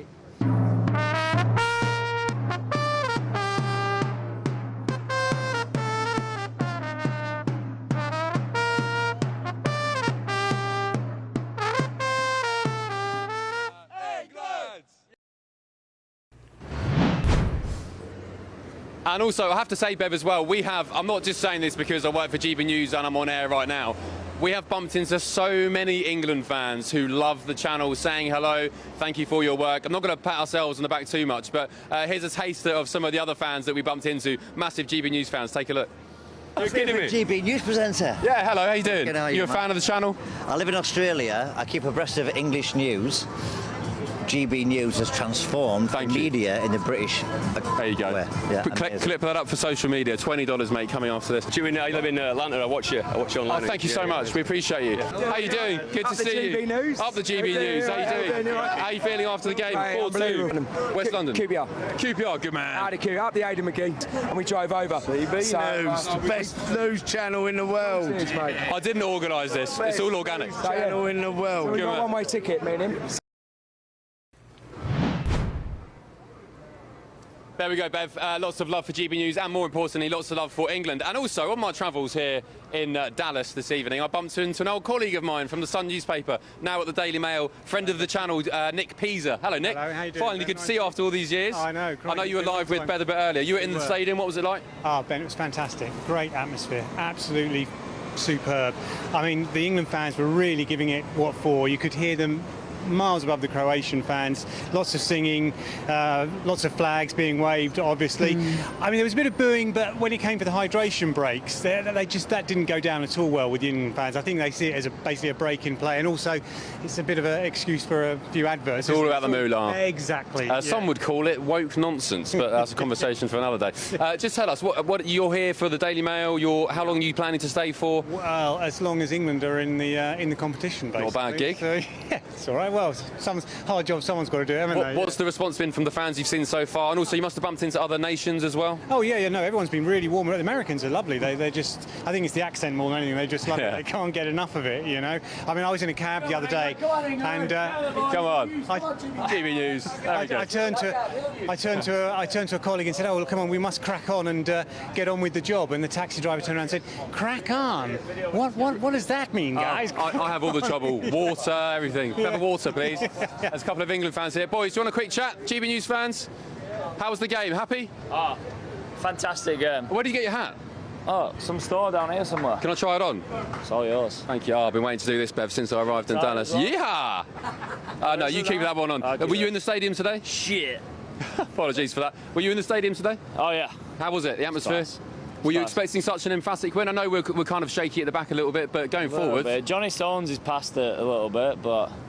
You know, there's a lot of Americans today, though. Croatia tops on. And England tops? No, but we were asking them, like, why have you not got an England top on? They were like, oh. Where are you from in the UK? Oh, near Manchester. Near cool. Wigan. Near Wigan. Oh, Near Bev, Wigan. we're live with Bev Turner, who's, I think she's from Prestwich. Anywhere near you? Yeah, not far. Yeah? 20, 30 minutes. Hello, Bev Turner. Manchester's Bev Turner. Lost my voice what's your today, plan? Oh, I lost mine yesterday as well. What's your plan for the rest of the day, rest of the tournament? When are you going home? Pub's down here. The tavern. This one. Nice one. We'll see you there. Right, I'll see you down there, mate. Well done. You getting the beers in? Oh, no, I'm on the lemonades. Geezer. He wants his hat back. Cheers, boys. Appreciate it. Bev, back to you. Ben, I've seen you repeatedly now pretend that you don't drink alcohol. This is just not true. I know the bosses are watching, but I do hope you're enjoying yourself. Am I right? Oh, come on, Ben Leo. I've been out in the karaoke bar with you. I've seen you drink. Can I just ask you a quick question? Am I right in thinking that you did breakfast television this morning, and now it's 3 o'clock in the morning your time, or UK time? Have you been up since doing breakfast at 6 a.m.? Yeah. Did you go yeah, and look, have a I've got little the best nap? job in the world, don't get me wrong. I had a half an hour nap after breakfast last night, this morning, whenever it was. I had 30 minutes, and actually I shouldn't have. It made me feel much worse. But yeah, we did 15, 16 hours yesterday, and I think more today. We were just talking about, but look, I'm not complaining. We've got the best job in the world. It's the best news channel in the world. We do it for the viewers. And do you know what? Without getting too sentimental, seeing all the England fans today, as we were just talking about, saying hello to us, saying how much they love the channel. Some people getting really emotional, saying, you know, thank you for being our voice and explaining how much they mean to us. It's the best feeling, because sometimes when you're, you know, doing a show in the studio and you're not really seeing a lot of viewers face to face, you see them online, you hear them online and so on, but it makes it all worthwhile. So I'm not complaining. I'm very lucky, very blessed, and yeah, love doing what I'm doing.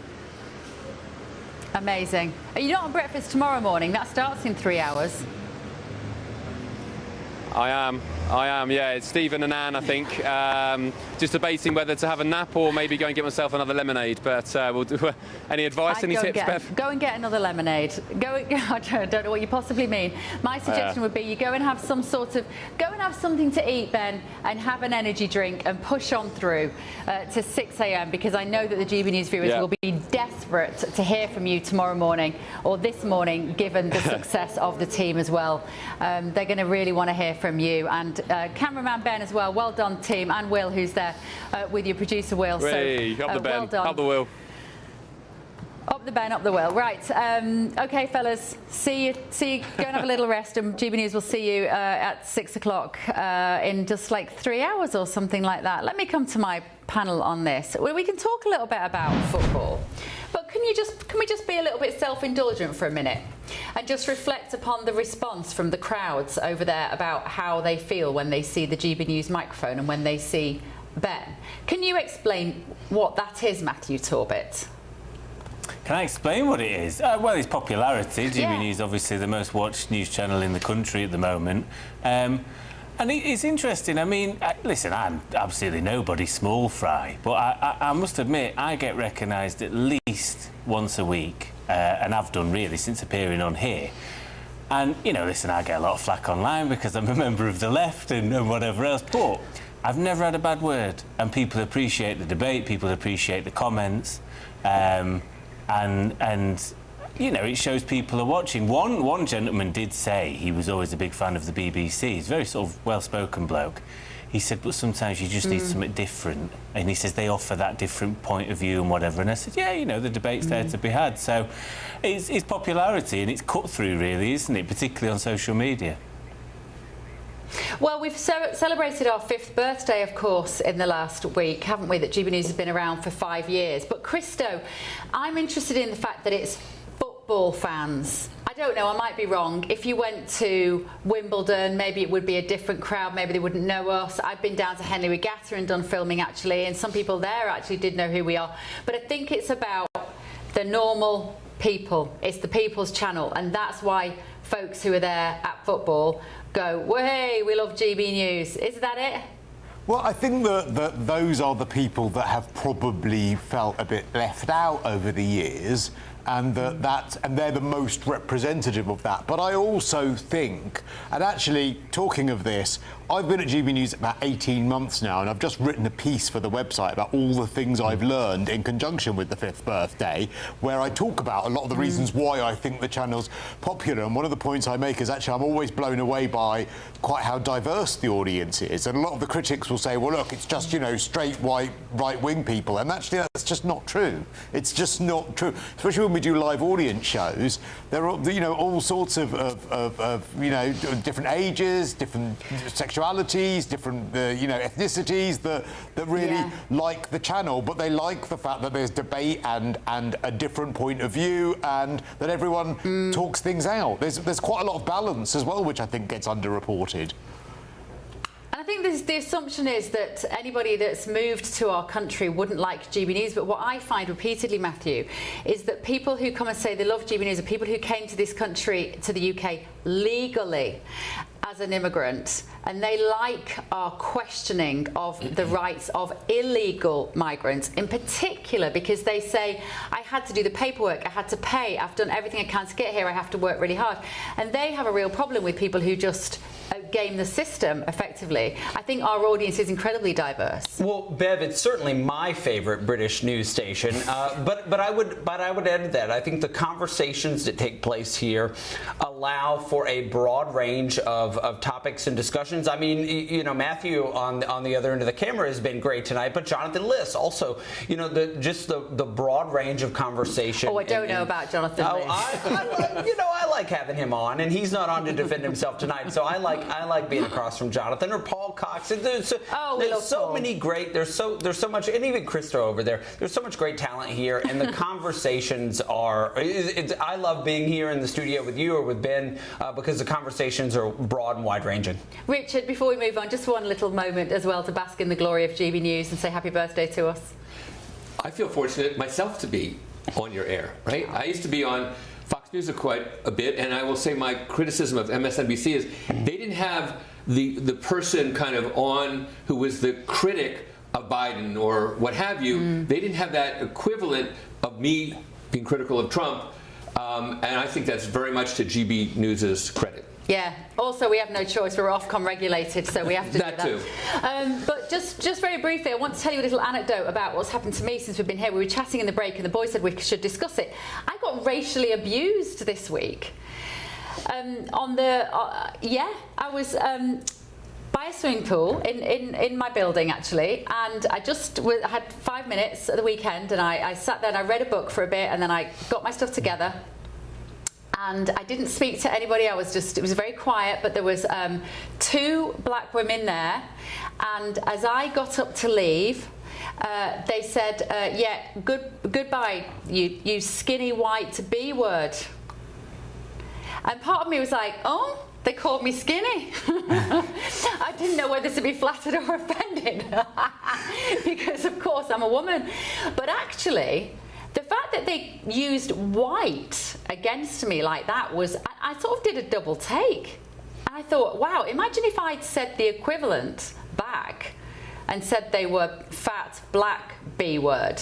It just wouldn't cross your mind. Is that normal, Matthew, to be racially abused as a white person? I mean, look, in a city like this, on the walk over to the studio today, I took some untoward words from a gentleman, a black gentleman, on the way. But I would just say, Bev, you've mentioned to the viewers that you were by the pool, and this is exactly why I keep the mustache for the show, Bev. So. What do you mean? What do you mean? I don't understand the pool and the mustache connection. Oh. Does anybody understand that? No. No, we don't understand it. What do you mean? I don't. Do you understand it, Matthew Torbett? No, I'm waiting for the elaboration. I'm intrigued.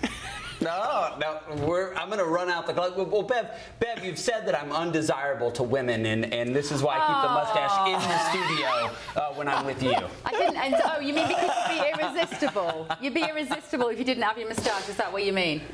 Could be. Well, Richard, I mean, I know that Washington is at least 50% black people here, right? 50% black, 50% white.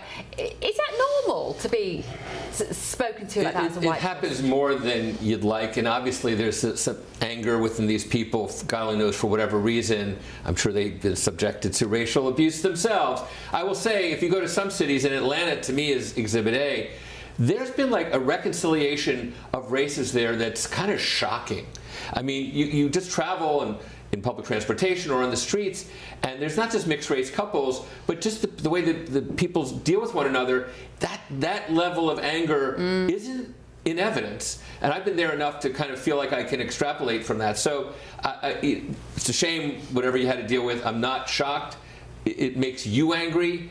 Yeah, it was awful. And, yeah, I mean, it was just bizarre. I mean, I'm not easily frightened, but I wasn't frightened. I just went back and I thought that was a bit strange. Matt Torby, what do you make of that? You don't kind of imagine you'd get racial abuse as a white person.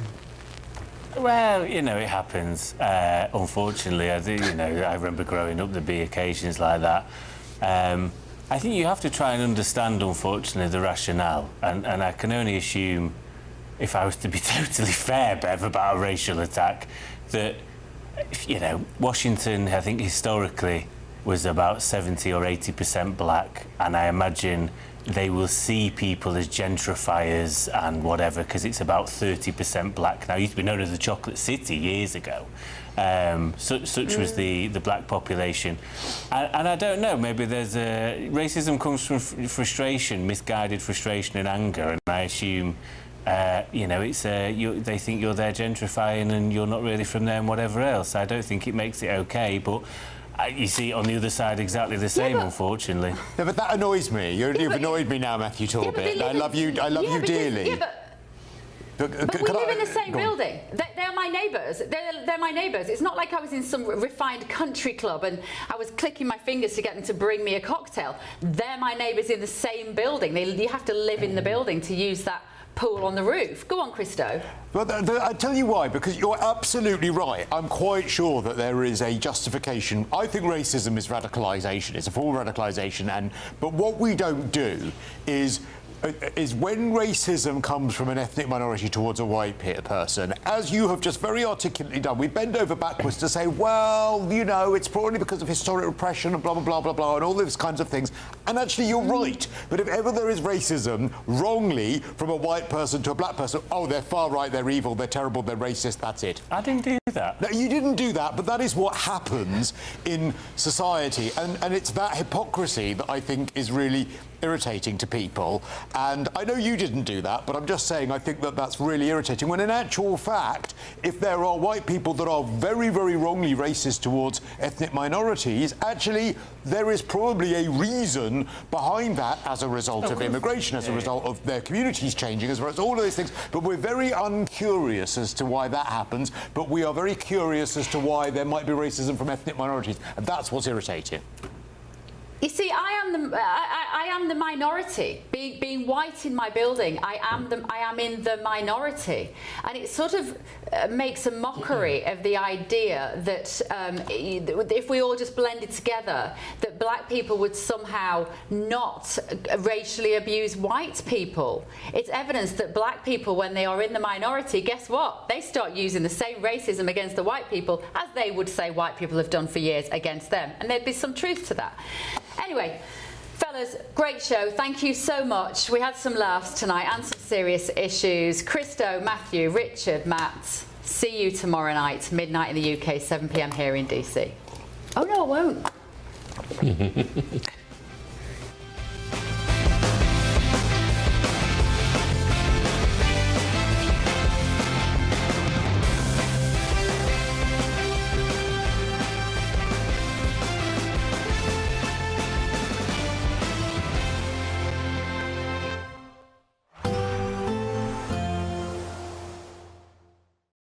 Today, clouds overhead, total zen within. Boxed Solar sponsors the weather on GB News. Hello, good morning. This is your GB News weather forecast from the Met Office. Now, depending on where you are in the UK today, it really is going to feel quite different weather-wise. We're wet and fresh in the northwest, hot and sunny towards the southeast, all because of this waving frontal system we have moving northeastwards across the country. Some heavy persistent rain already in association with this. That rain's fed its way across Northern Ireland. It's now pushing into parts of North Wales, Northern England, across much of Scotland. Across northern Scotland, staying quite cloudy, not seeing the heaviest rain, but a fresher feel here, markedly fresher than towards the south-southeast, where we have lots of bright sunny weather and temperatures rising. We're dragging in hot air from the near continent, so highs in the high 20s quite likely. Elsewhere, temperatures much closer to average for the time of year, and yes, feeling fresher because of the cloud and the rain that's pushing through. By the evening, some of the heaviest and most persistent rain across Scotland and Northern England and Northern Ireland will have cleared through, but it's still going to be a bit cloudy, a bit damp, outbreaks of rain around, perhaps the odd heavier spot of rain across some parts of southwest Scotland. Northern Ireland, quite a cloudy end to the day, some glimmers of sunshine maybe towards the west, but I think I'm clutching at straws there. Across Northern England, Western Wales, bit of cloud, bit of rain. Elsewhere across many other parts of England and Wales, it's a fine sunny end to the day. Just watch out for the small chance of a thundery shower in the southeast. We stick with the northwest-southeast split as we go into Friday, actually. Northwestern areas having perhaps an even wetter day with more persistent, heavier rain. We could see some high totals building up. But once more towards the southeast, well, it is going to be quite hot and quite sunny as well. Temperatures even higher than today. We're looking at highs in the low 30s for some parts of the southeast. So we could see a bit of a heat wave developing. By the weekend, however, high pressure is likely to dominate, and so that means towards the northwest it's going to be markedly drier than it is at the moment, and we're staying hot in the south. Today, clouds overhead, total zen within. Boxed Solar sponsors the weather on GB News. 5 hosts, 5 opinions, 5 fearless debates, 5 unfiltered takes on the day's news. 5 reasons not to be anywhere else on Saturday night. This is the Saturday 5. You got me good there. Britain's biggest Saturday night TV show. It's not a bad brand. Yeah. Uncensored. Very, very racy tonight. On the unpredictable. What did she say? Can you translate it for us? And always entertaining. And how can a country go from being led by William Wallace Saturday nights from 6 p.m. only on GB News, the People's Channel. Britain's news channel. You're going to want to stay tuned, trust me. Do you trust what you're being told? Good, because neither do I. Those are just facts. I'm Alex Armstrong, and on my show, we'll expose the spin. Well, I want to answer that, because you didn't let me last time, because you always speak over me. The broken promises. To deny that is denying the truth. And the hypocrisy. We can allow. You think we can allow. Politics, policy, parliament. Nothing is off limits. No sugarcoating, no fear of offence, just the truth laid bare. Tune in every Saturday and Sunday at 9 p.m. for Alex Armstrong Tonight, only on GB News, Britain's news channel. Join me, Nana Akwe, for an informative, interactive news programme with a difference. It's fun. No, he didn't say that, Dave. I'm so surprised. I think there's an element of truth to that. Join me from 3 p.m. every weekend, only on GB News, Britain's news channel. Westminster's full of talk, but out here, it's the real world. Am I allowed to talk then? No, that's it. This is where it matters, real people and real lives. That's what politics is all about. In fact, has Trump made a good start?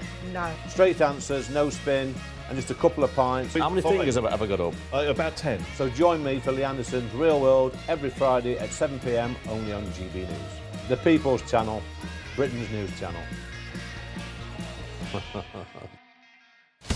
Breaking news, live updates, stories that matter. From the heart of the GB newsroom to every corner of Britain, with our team of dedicated journalists across the UK. GB News bulletins are there to deliver the latest news that matters to you. Bulletins on GB News, the People's Channel, Britain's news channel.